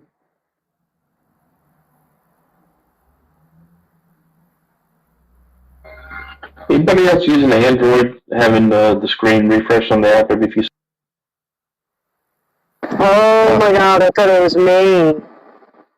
Oh, weird. Okay, yeah, so it's not just me. Okay, so it's If you leave and come back in the room 100 times, it's because it's refreshing, and I want it to stop. So I feel like if I close the app, it'll work. Yeah, I tried everything, and I had my hand raised for like quite a while. I didn't know if the mods were seeing me. I didn't know if maybe the app was glitching, and so I was.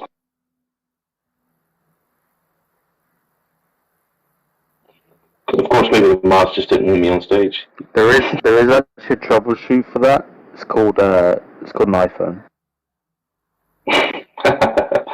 Yeah. We're not all teenage girls. Yeah, that's right. But I like being able to zoom in on the moon and count the craters with my phone. Like, the Samsung is so good with the Is there So I was. What? Sorry, is Derek or Darth in the common room right now? Yes. Okay. Derek Lee is in that room, yeah. So I just okay. Look, I have obtained audio of Darth and Tom Lock before we started listening. So, and they turned replays off in that room to try and prevent people from obtaining this audio. So now I'm going to play it. I'm not play it. We'll see how much we hit. That hit 12 hours or so. How many Bothan spies died to acquire this information? And I'm going to play it now for you. Give me a break. Yeah, he could be neutral about that, Tom. Did you hear that? Yeah, that's absurd. That's beyond insane. That's wow. I don't know what to say to that, man. Yeah. Where did it, where do they grow these idiots? I mean, wow. He could be neutral as to whether it should be legal or not to kidnap little children. Yeah, it's possible. Okay, yeah, yeah. What's with your profile picture? Why do you care? Okay, I'm asking you a question. What is your profile picture? That's a dude smoking. What are you smoking in the picture? You could just zoom in. Well, I said, what are you smoking in the picture? You could just zoom in. Are you deaf? Okay, I didn't hear what you said. Oh, you didn't. So you that retarded? Okay, goodbye. See you later, pothead.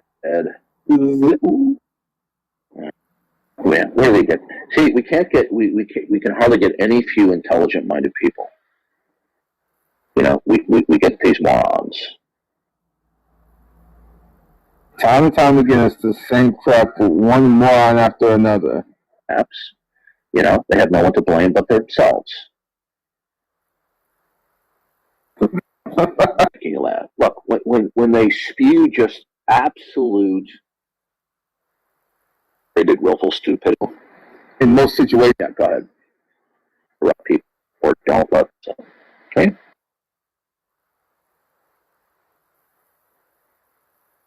Yeah, if he doesn't like you, fine, but that doesn't mean he has to constantly belabor the issue and attack you in other rooms. Yeah, don't let them finish or interrupt a conversation. Follow from that I have mental problems, that I am a narcissist. Okay? Right? He is trying to grasp at anything as an excuse for his disgusting, slanderous, and defamatory charge of narcissism. Okay?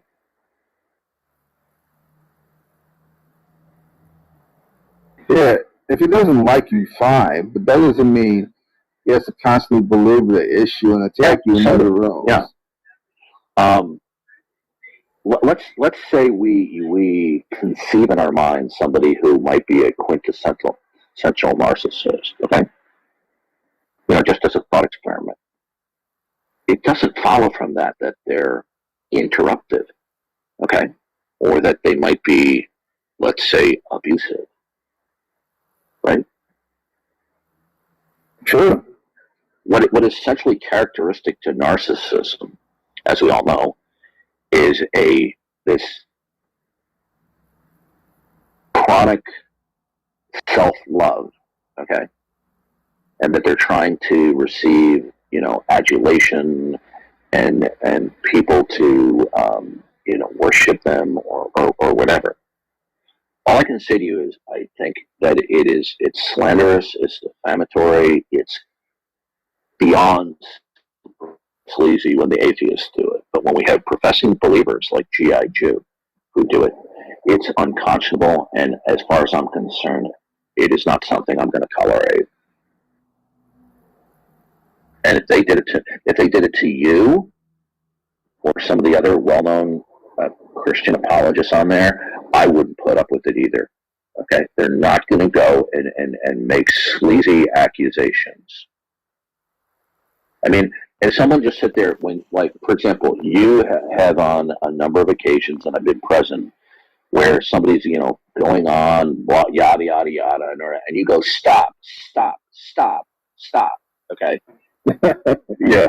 And if somebody came along and accused you being a narcissist because you're exercising moderation, or you're trying to point out that they're rabbit trailing, they're prevaricating, they're obfuscating, and someone's gratuitously, saying you are a narcissist, you have mental and emotional problems, I would a little rear end so fast because I did that to you or some other fellow Christian. I think people unfounded, false, sleazy attacks, and especially attacks of mental illness charges, as disgusting, unless there's actually a legitimate basis for it.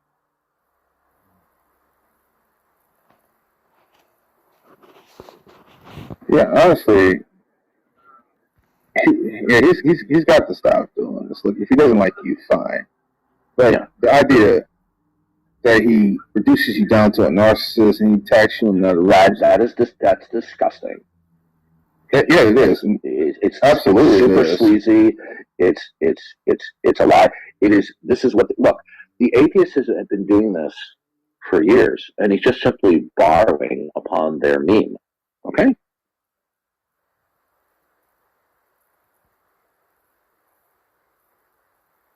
Now, if they want to say that I'm not patient, or let's say that I'm interruptive, if they speak in concrete terms about how they don't like my conduct, okay, fine. I might agree with some of it, I might not agree with it, but when they cross that line into making these mental illness accusations, when it's really not substantive, okay, they're vile, and he has joined the ranks of the vile attacks of the atheists. And I'm gonna take a stand on this issue, whether it's directed at me or any other Christian, like yourself or Matt Yester or other Christians we know. Okay, did you get that, Tom Rabbit? If you need to change your batteries in your Panasonic tape recorder with the C batteries, just get those new batteries in now so you can keep on recording and upload to your YouTube channel.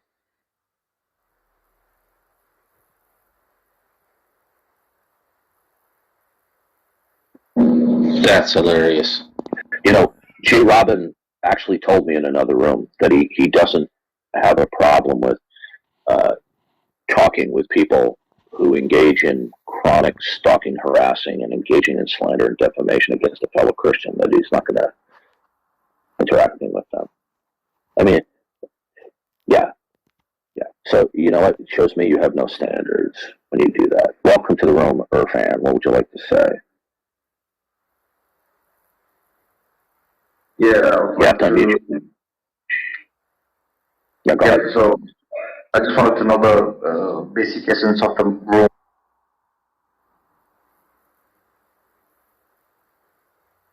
Sounds like we didn't really miss too much.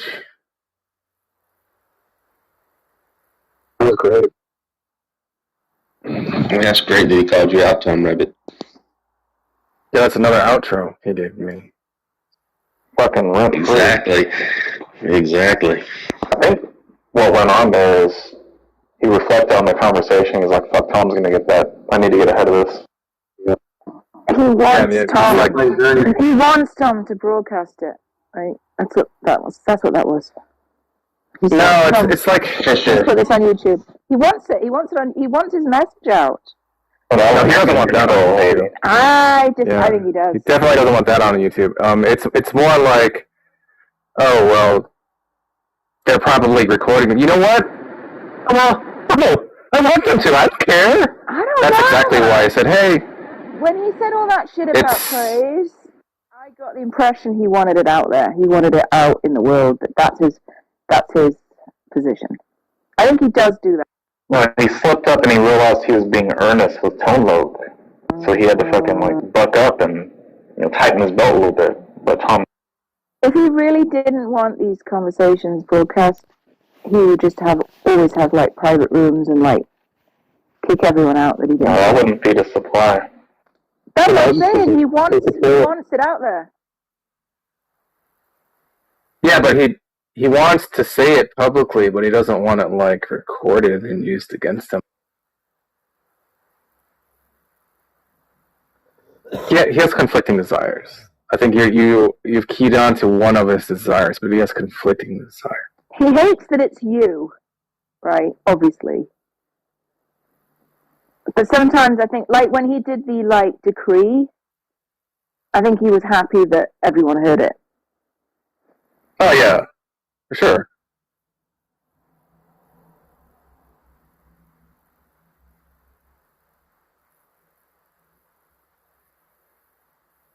Wow.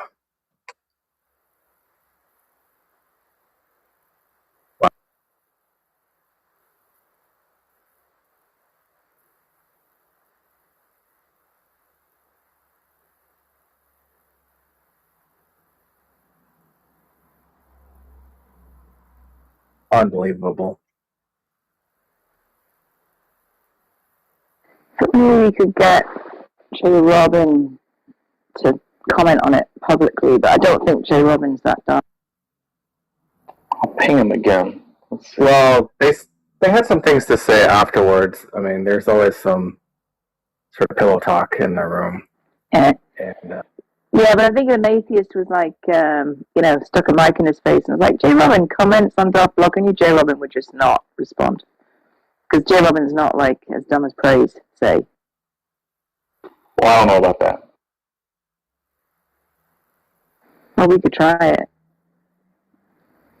I just don't think he would entertain it. It's funny how they all He's turn on more him. disciplined. I'd have never thought Jay Robin would have turned on him. Jay Robin's he didn't really. He did. He was like, not sorry, Darth. I'm not sucking your dick anymore. He did. It wasn't a turning on though. It was just like, this is how I feel about this, and it didn't. How? It wasn't a turning, though. Well, it wasn't a turn. He didn't insult him or anything, but he just said, "I don't see why I should stop talking to people just because you don't like them." Like he was walking around with a loaded gun, and he was just looking for a reason, and he was given his reason. Jay Robin? Or Darth? Yeah, he's been ready, right? He's just, I think he's just ready. waiting to make the play. I agree. I think he's done with him. I mean, look, like Matt Adams, for example, would be like, "Oh, I'll be really upset if Darth blocked me. Oh, I hope he doesn't." Jay Robin's just like, "See you later, alligator." It's, it's good. I think it's like that same feeling that, like, you guys ever seen that interview with Kyrie Irving? And Kyrie Irving's like an all-star fucking basketball player. It's like, he's incredible, right? And then somebody is like, "What's it like playing with LeBron James? Have you has he been a father figure to you?" And his reaction is priceless. It's just like a father figure. He's like, "Bro, I'm a star, right, dude? I'm that guy, okay? Like, he's not a fucking father figure to me. What are you talking about?" And he just responded with like, "No, I only have one father. That's so and so Irving, right?" And so it was just like, it's kind of an insult to say that, because that means that you're like, you're like a little kid and you're like holding, LeBron James's pant leg, and like it's just like it really is kind of insulting in a way. I think that's maybe the way. It's when your mentor stops being your mentor because you're all grown up and you know everything he knows, and you're just done, and you're not gonna say he's your mentor. Right.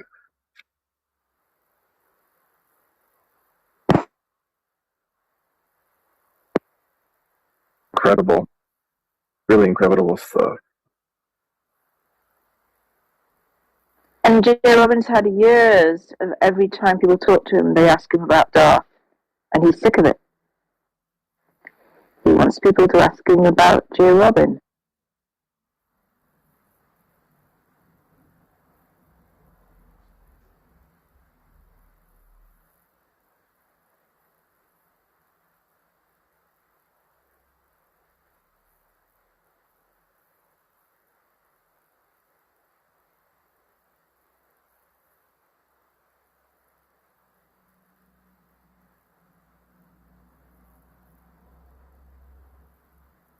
James, are you still unable to?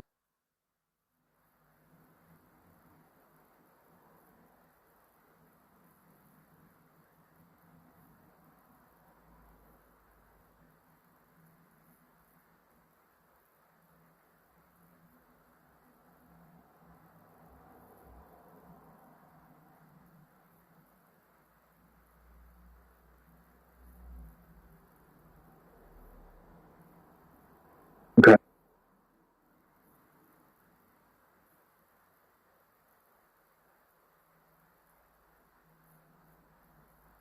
Who's next? Who's next? Echo.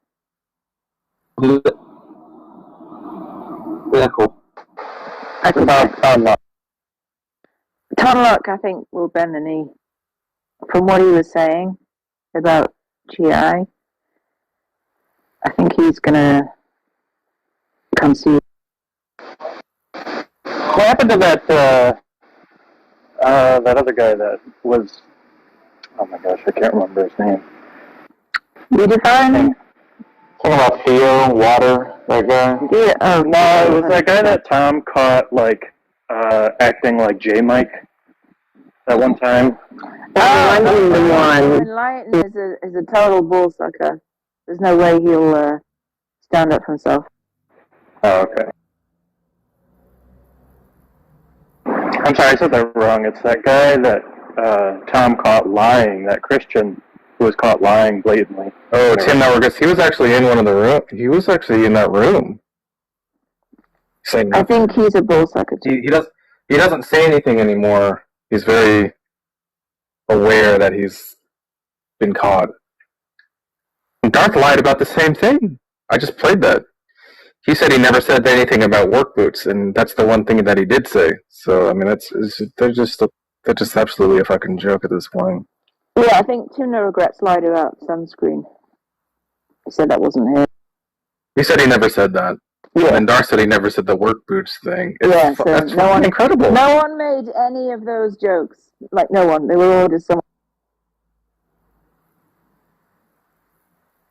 Fucking embarrassing, man.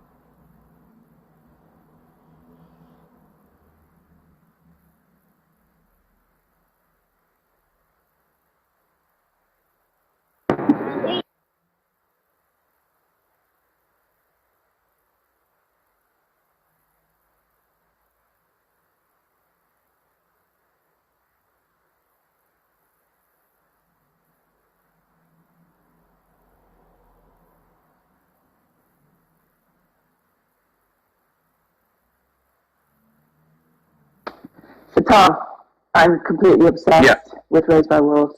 Good call. Love it. Can't get enough of it. Incredible, isn't it? So good. Just so stop. good. Watch I know it was, Watch C. It was cancelled, but Are you I'm watching House of the Dragon?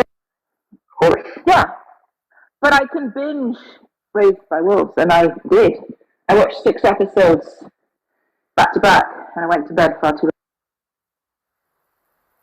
It's the cure for boring poker talk on Clubhouse. I can just watch my show. So thank Yeah, it's really too bad that it got canceled. I don't know everyone's shitting on my... What's the name of it again? You're an asshole. You're Raised by Wolves. genuinely assholes. Like, I'm saying like a happy thing, a positive thing, and you're like, ha, you only got 2 seasons. Like, stop. That's not what I said. That's not what I said at all. Implication. No, the implication was it's so good, it's too bad Yeah. it was canceled. Right? Too bad for you. That's right. Fuck you, lady. Too bad for you. JJ, why do you gotta bust your balls, man? On the poker thing, I think I've come to realize, I think poker is just an excuse for John to tap out of losing debates all the time. I think this was his out card. That's what he was looking for. I have another theory, which is that this is the real John Lee. The real John Lee cares about getting comped to casinos, getting one over the man. He loves poker. And the Christian stuff is just a thin facade he puts on sometimes. Also, that true. Very simply. Yeah, it's a Facebook troll that's evolved. Oh my goodness. Now, hold on a minute. Oh my goodness. Oh my goodness. Unbelievable. No, sir. First and foremost. No, sir. Now, I really you hate can that prove one, by me the way. wrong by abandoning the poker and coming back to, defend his faith. You could prove me wrong.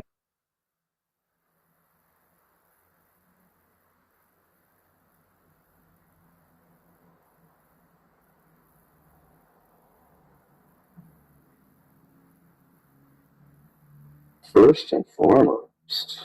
If it were the case that he Such had the an case. interest in doing that, if it were such the case that he had an interest in doing that, he would.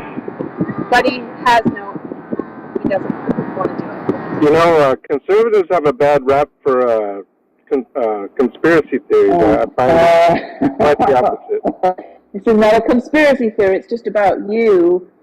This is one person. Oof.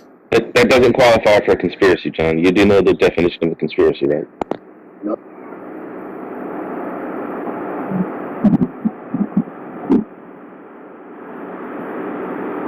He has his own definition for conspiracy. John has his own definition for everything.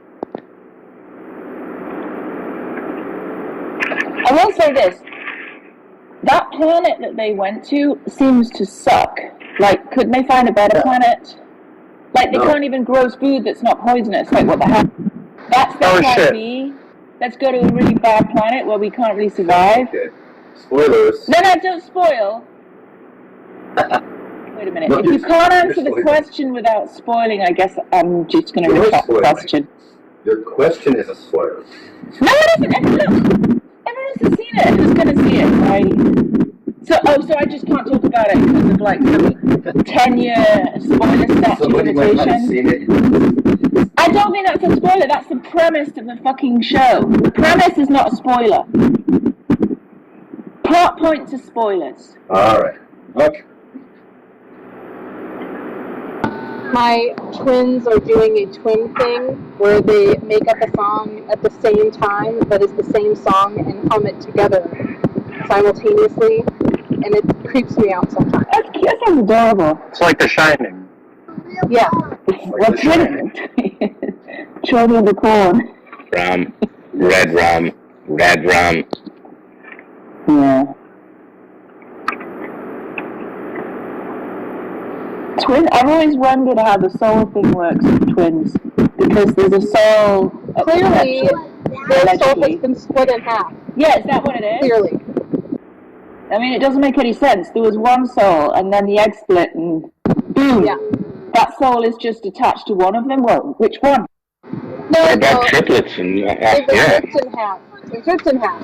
Maybe the body is like an available vessel for, you know, like a demon or something. Oh no, that's just where all the aborted souls go. They go to twins. Yeah, the Octomom kids only have 1/8 of a soul each. Holy shit. No. Those aren't identical. Oh my God. You only rip your soul in half if you're an identical twin. Is that? Oh, that's right. That's right. Yeah, it has to be. Now, is the soul made and then it's put into them, or does one of them have it and the other one rips half of it away? How could you rip a soul in half? I think that in that they room. would rip it in half because it's not like one was created after the other one. They were both the same one fertilized egg that split in half. So it had to have been split in half when they were split. I've never heard anyone claim. I mean, by the way, Daz, did you just say Praise was in a room? Yeah, Praise is in Ton's room. Oh. You mean my room? No, Ton Lock. Oh, okay. Is Darth on stage? Because I don't think. No, he recently left, but I imagine he'll be back.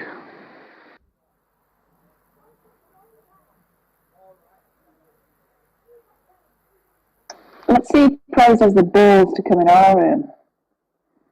That's what I want to know. After he trashed us. Shooting the messenger. Well, Hayden, you're a woman, so just ping him. I don't know if he follows.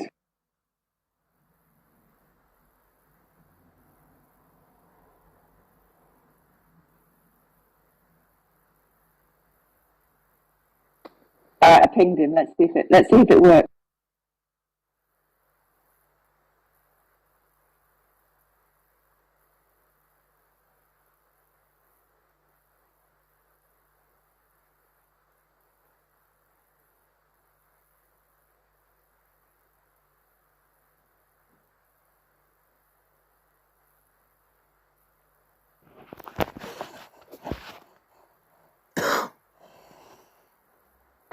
By the way, it's Wednesday. Can we talk about House of the Dragon with spoilers? Anyone want to object right now? Wait, episode 2 is it? Fuck. Yeah, come on, Detroit, get it. You've had like 4 days. Sunday, Detroit. Sunday? I'll watch it tonight.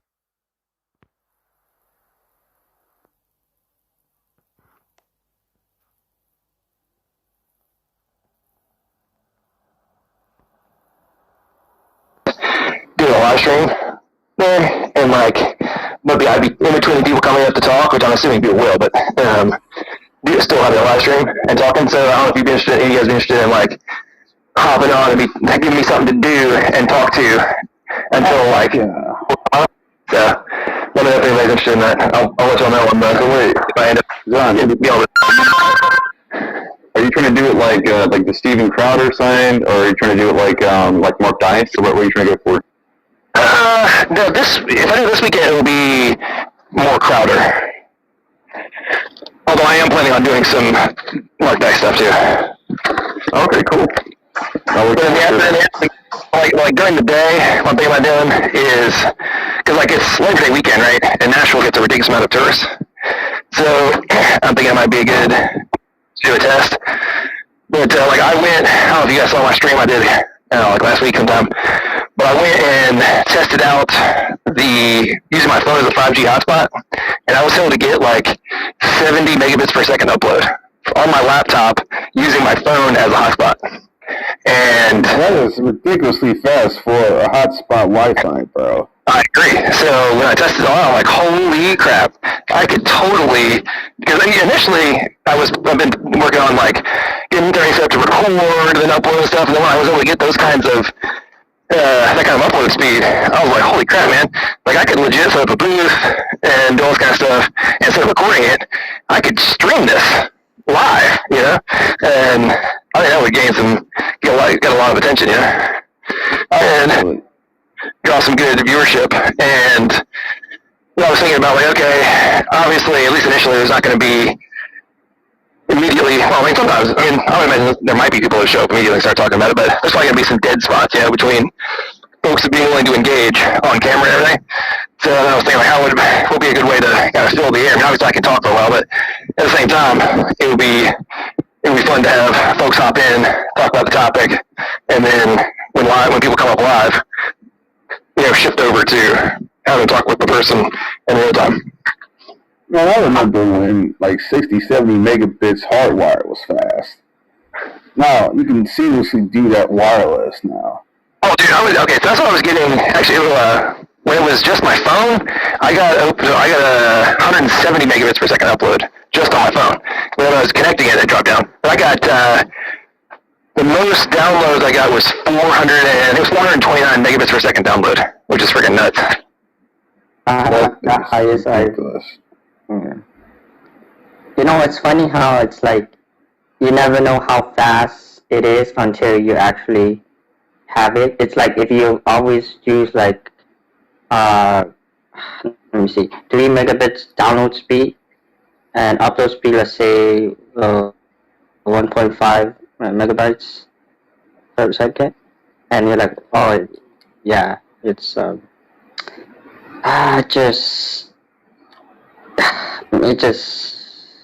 unbelievers, they just don't like to be challenged. So they could say a whole bunch of words, but that's just to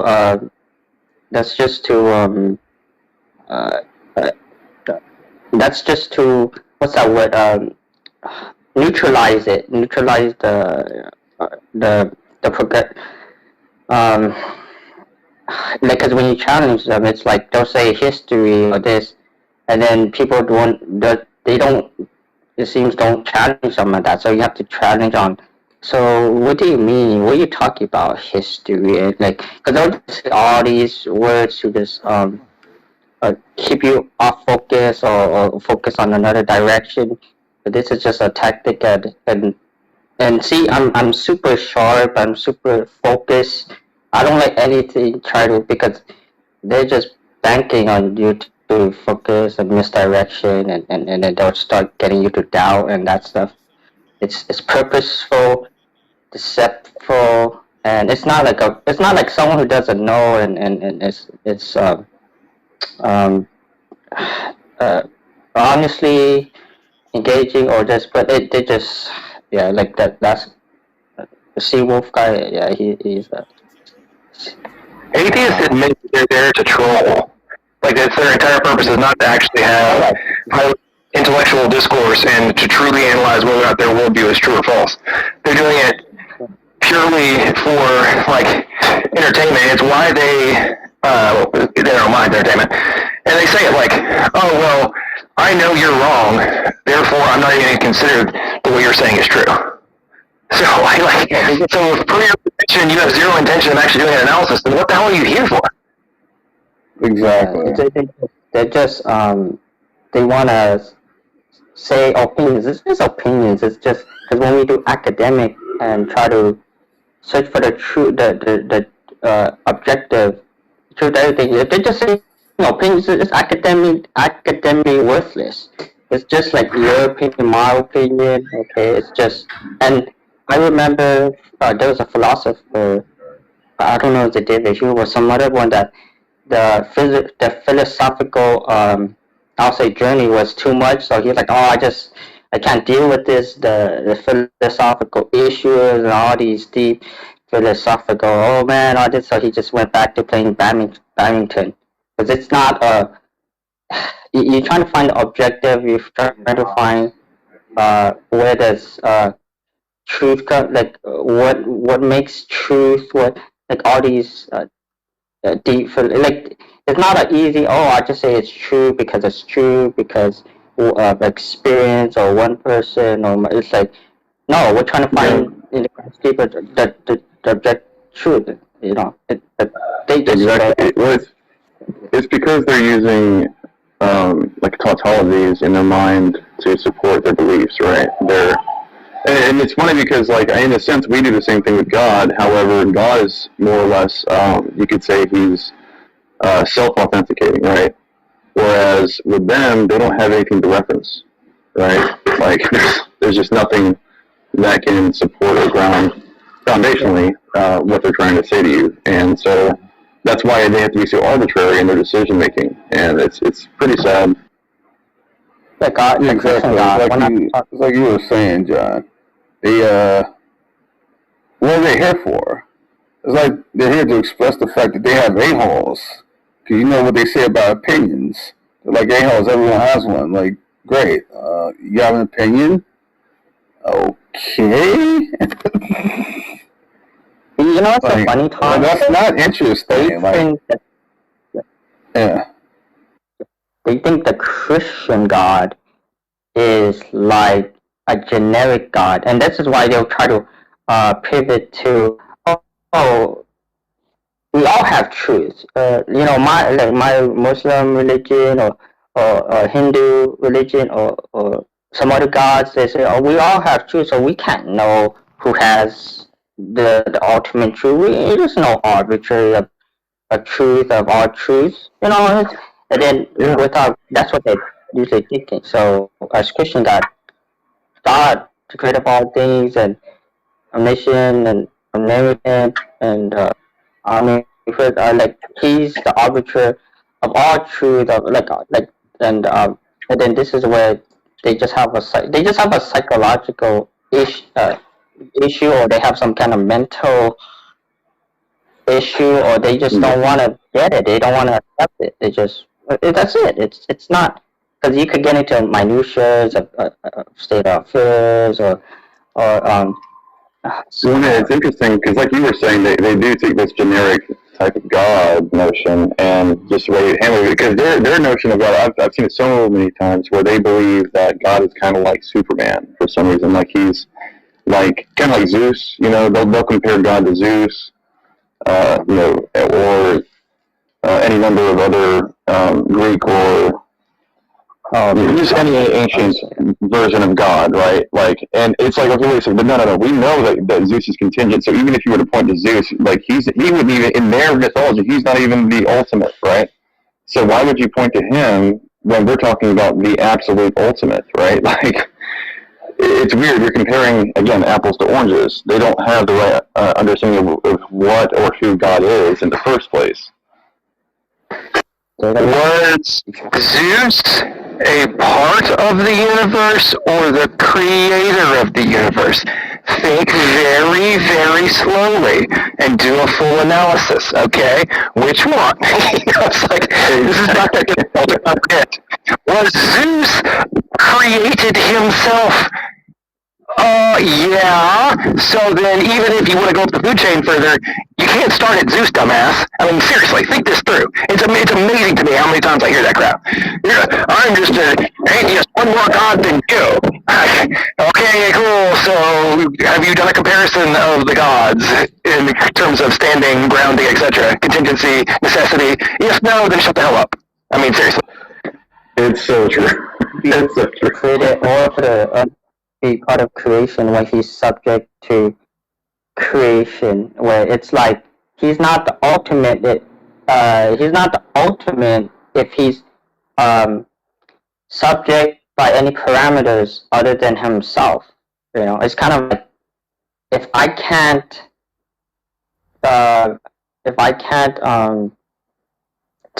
if nothing is subject to me and I'm subject to parameters of, let's say, the like creation, the created order, then I'm not ultimate, because I'm lacking attributes that I'm lacking attributes that will let me not be subject to any parameters. You're like I'm limited. Yeah. Means possessing aseity. Absolute independence, not conditioned by anything. Ultimate absolute aseity. Stuff is good. I don't know how John really feels. I don't think he told us how he really feels. So. Well, you know, sometimes I just can't keep my feelings under control because, you know, I just feel so emotionally driven by my subjective position, my subjective objective opinion, as good old G-Man says. That cracks me up every time. You're talking about having subjective objective opinion. Always gets me. What was that? Again, or is it so fast? Subjective. And say that he makes fun of atheists. And he's like, here we go again with your subjective objective opinion. Oh, yeah. Well, they always just say, well, it's subjective. It's subjective state of affairs. You stipulated a subjective opinion. Blah. I mean, but it's not an objective prescription or anything like that. So they always equivocate on objective. They're just other subjective. This is why I make up a whole joke mental conditions, because even though I'm being quasi humorous with the atheist Fantasyland projection complex, I'm actually describing what we observe in their actions. No, the vast majority of atheists do suffer from AFLPC. This is a fact. And same thing with Droid C, desperate rejection of intelligent design condition. It may not be a real quote-unquote mental condition, but it is a direct description of what we observe. Yeah. Thank you, Matt, because you always made me. Because I was thinking of was it Kant? Because something about you perceive it, so everything else is like an illusion. So I don't know what's from. No, it's not an illusion. It's just all you can deal with is the mere appearance of things. You cannot know a thing in and of itself. The way things appear aren't the way they really are.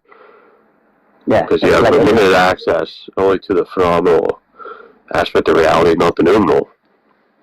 So you say you can't know the way things really are. You only have the mere appearance of things.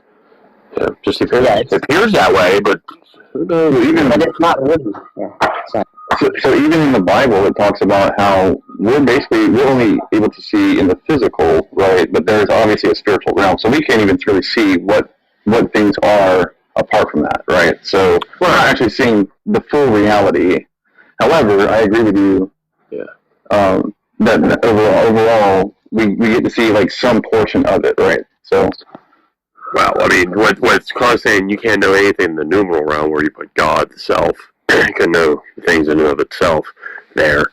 So you only have the mere appearance. But on the Bible, we're a realist, even though we have limited perspective, and we have finite revelation from God, not exhaustive.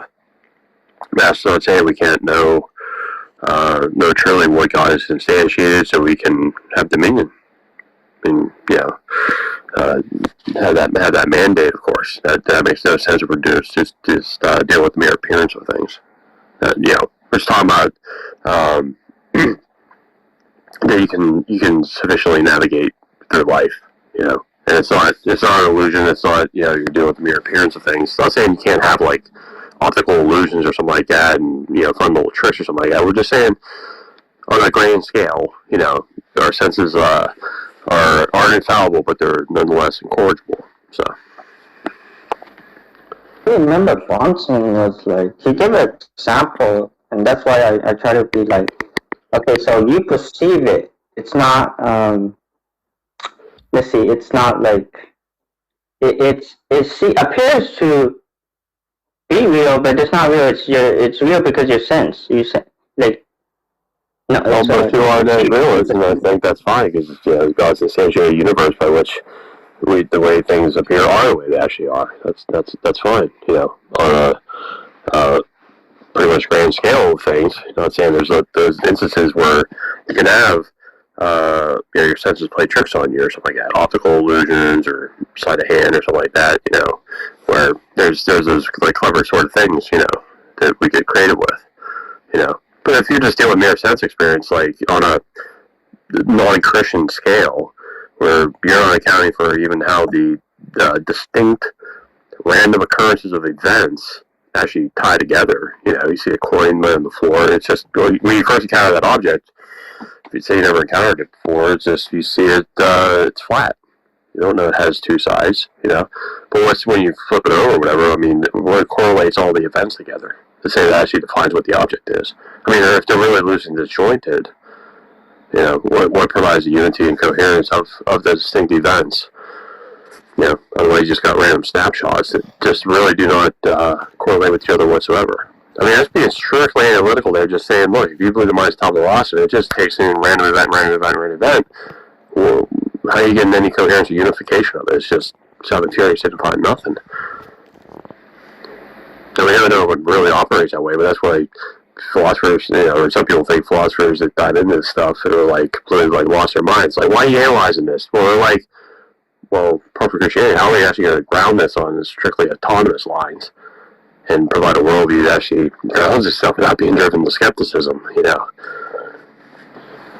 that's good now what you said, because What's going to down the brass tacks of this stuff? That's what people, postulate realism, whatever, along autonomous lines, wanted to try and ground it, and then it led to real tough, insurmountable problems.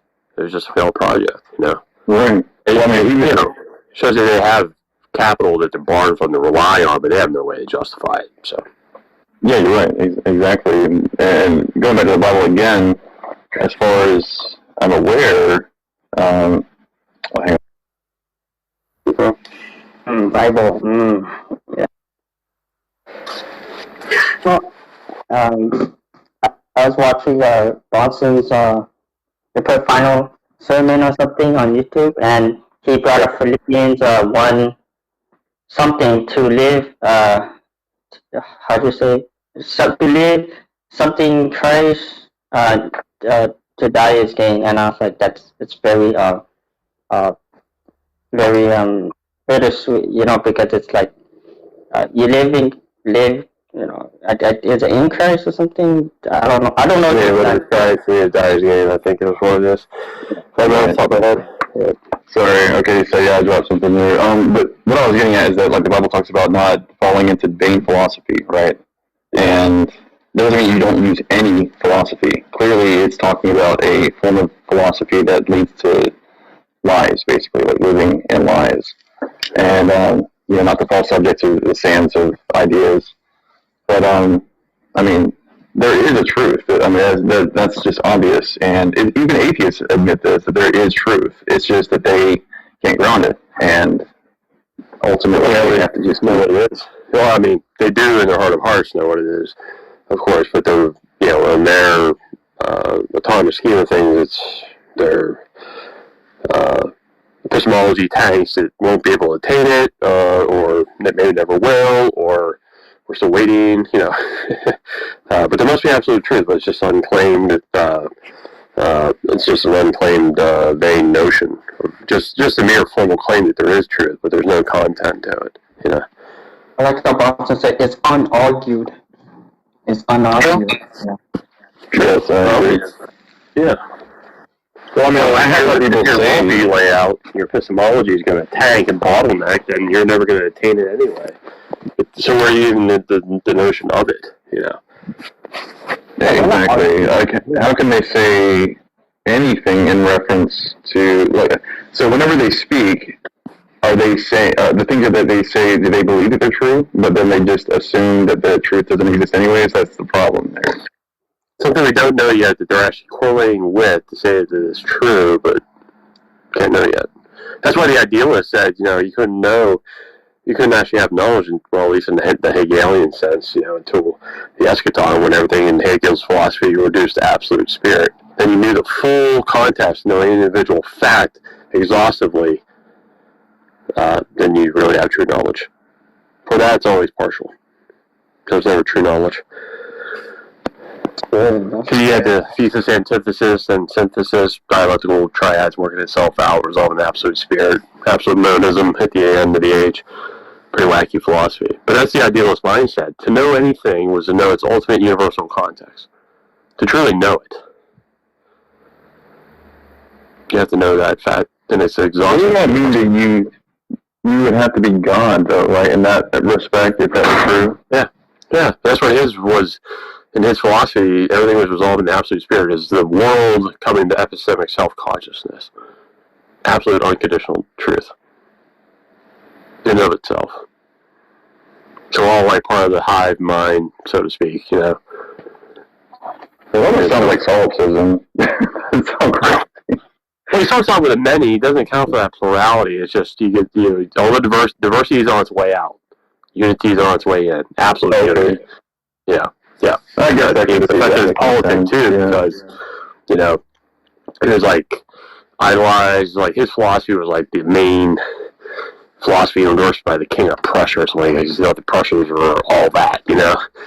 And but he gave a localized government, not a universal government. That kind of goes contrary to his philosophy. But anyway, on that issue, it was. Oh well, let me reset before that.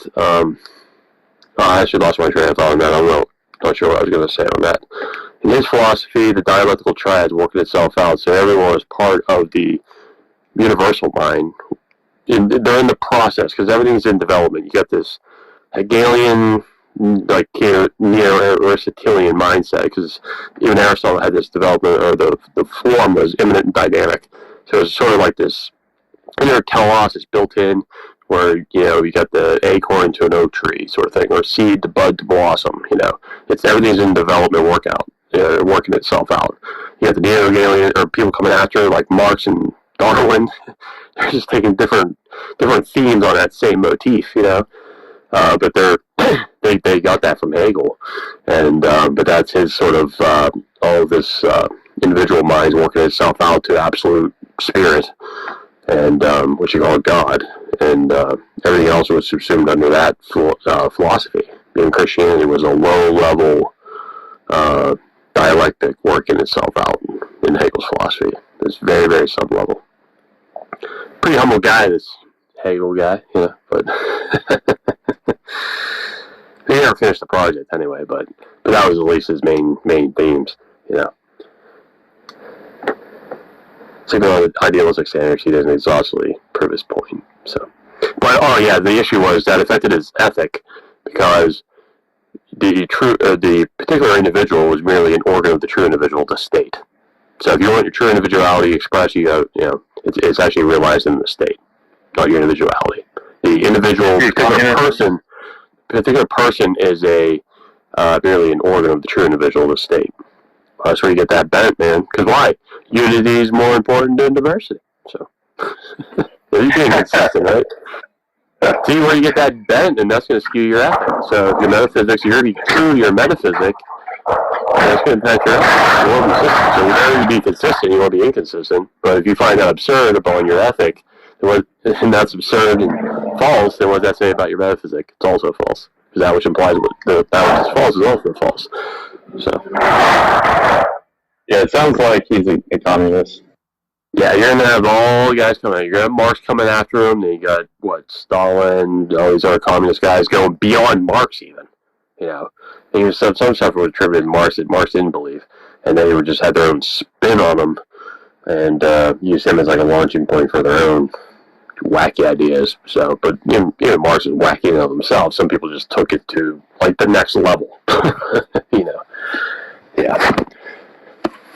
That's where that mindset stems from now. Well, Thomas thought you get these really skewed ideas.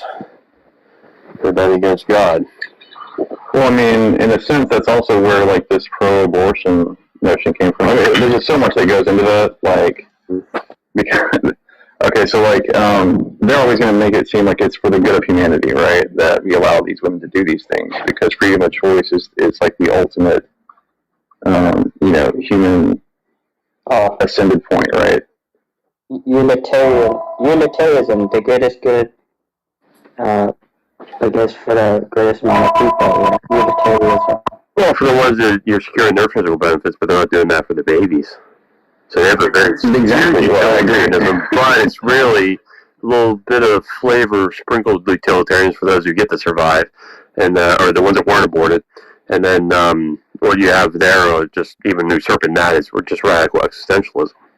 You don't have a nature, you don't have an essence, you merely exist, and you define your essence, nature. And I guess you get to describe that to other people in your own view of what you describe them to be, but they get to find their own nature anyway, or their own essence. Existentialism, existence precedes essence. You just sort of thrust into the world, and no predefined context, not by God, not your parents, not the government, nothing.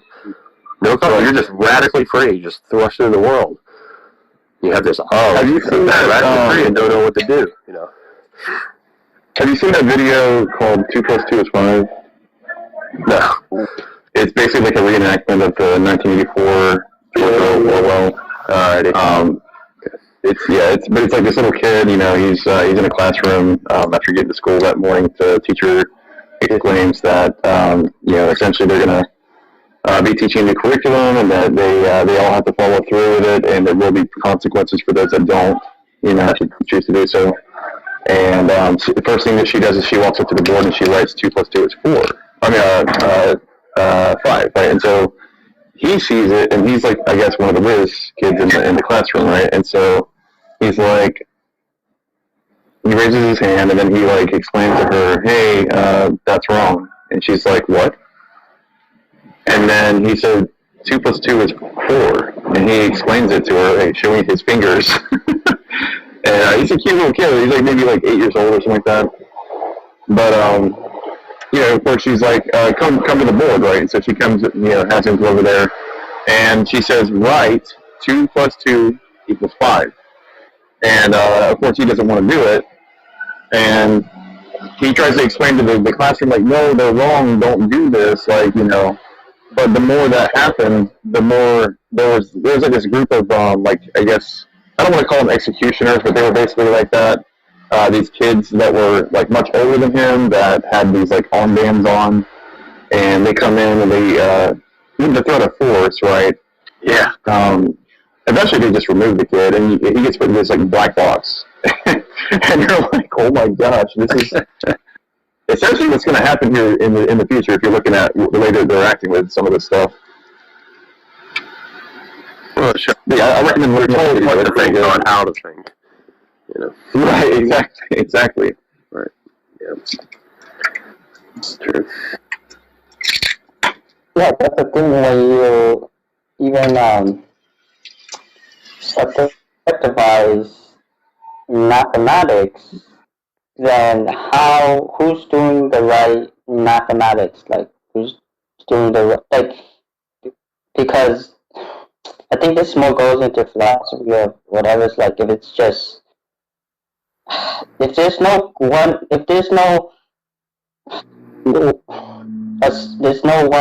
less objective science that to use it to do science correctly, then you don't know which science which science is correct. Like, because this other culture and this other culture can, you know, who's doing the right science? You know, like, kind of like, for like, you can say, you know, like, for all you know, you can, you know, this is good, this is science, you know, it's according to their culture. So it's, and this is why it's like relativism. It's like, you know, everything's relative, everything's subjectivized, truth is, everything is now, and this is why people are so confused, even with, like, just say whether it's a woman or a man, like, you know, if we don't have this like arbiter of truth, like for non-believers, like, they don't know it. I don't know, I just feel that's, so truth is person relative. Their truth causes the truth of someone else, or they're just their opinions. There's no objective arbiter between the warring opinions. It just comes down to power players there. You have epistemological and moral anarchy, or you take the opposite wing of that and just say, well, you just better get along with the despots and bow the knee. It's just about might makes right. Who has the bigger gun? Yeah, of course, epistemologically or morally, you know, or just, you know, morals are out the window there. It's strictly, hey, we have this way of thinking, we either conform, or we just got, you know, chaos there. But how do you know the right standard? Well, morals are out the window. They're down the power place. You can't even apply any morality to their theory of knowledge to say they're in the right or the wrong. It's just who has the power. And I think now, like, these guys, like, because they want to remove, like, kind of religion as it's like the bad things. Like, no, it's like, it's at least, you know, with religion, it always try to make it dirty and just, you know, evil. But no, without, you know, religion, it's like there would be no there's no the God's hand wouldn't be on how, you know, wicked we can be, you know, like there want to be how should I feel like there want to be less than, I don't know if I'm using the right word, but it's because look, this is what you get if total freedom and total, they want to say it's like without restriction, without consequence. Back then it's like Hitler time now, stop like those people. No, I can't imagine that. That's what you will have. That's true freedom. That's not like anything's holding you back. Not to like it's just. So today we have like a problem, not the solution. There's no solution to that. There's no solution to that. You're just gonna have endless suffering, torment, and it's just totally meaningless. Consequentialism is very useful. I don't believe that it actually is like the end all be all, but they have a view on the. Well, the point is, if they're just on a subjective worldview, it's going to induce a skepticism that consequence necessarily follows. Exactly. Well, I mean, what he was saying before would be, it's basically like the anarchy, like notion, you know, of you can do whatever you want. If that is something that they really want to hold to, then you really do have to let all things are allowable, right? That includes like raping of children and babies, right? That includes different folks. Yeah. They take right, exactly. Hold him back. It's like religious holding him back. It's like no, he just didn't want to, you know, be obedient and to Christ. Like they always they take Hitler as he's a Christian. No, he wasn't. Like he didn't even follow a prescription of God. You know, the Christian guy. He just took it to his own hand and be like, you know, he's the Führer. I don't know how to say it. Like he's made himself an image. Like you know, people idolize him as God. You know. The little kids, like the, you know, I was like, man, Hitler with the big prop, like, you know, worship me, not worship like religion. I mean, it just, man, I can't imagine being at that time. Let me give you an example of like how bad it is in some places. You know Rabbi Zacharias, you guys heard of that guy before? Oh yeah. So before he passed away, I was listening to a couple of his lectures, and obviously he's not a good man. He did some bad things when he was alive, and so I'm not using him as like a moral arbiter or anything like that. But he gave an example of what happened when he went back to his hometown in India, right? He said he was walking down the street, just regular daytime street, right? And he literally saw a man raping a baby. Okay, like this was permissible in India. Right? Like, it literally is no bars hold, okay? So, they have to be able to digest the depth of what they're trying to advocate for. If we can sell them on that, I think that will help a lot in bringing people that are non-believers back to understanding and faith. Like, that's what I think is one of the biggest issues. Yeah, when you said that, Pagan, because I used to see it like I used to see it like oh, that's not bad, like it's whatever, you know. It was like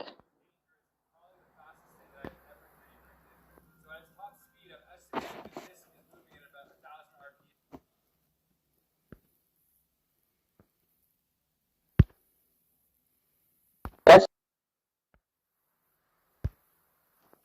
case for their worldview, which is fine. It's just like this impossibility of the contrary thing. It just doesn't really work unless you like believe what they believe already. It's a matter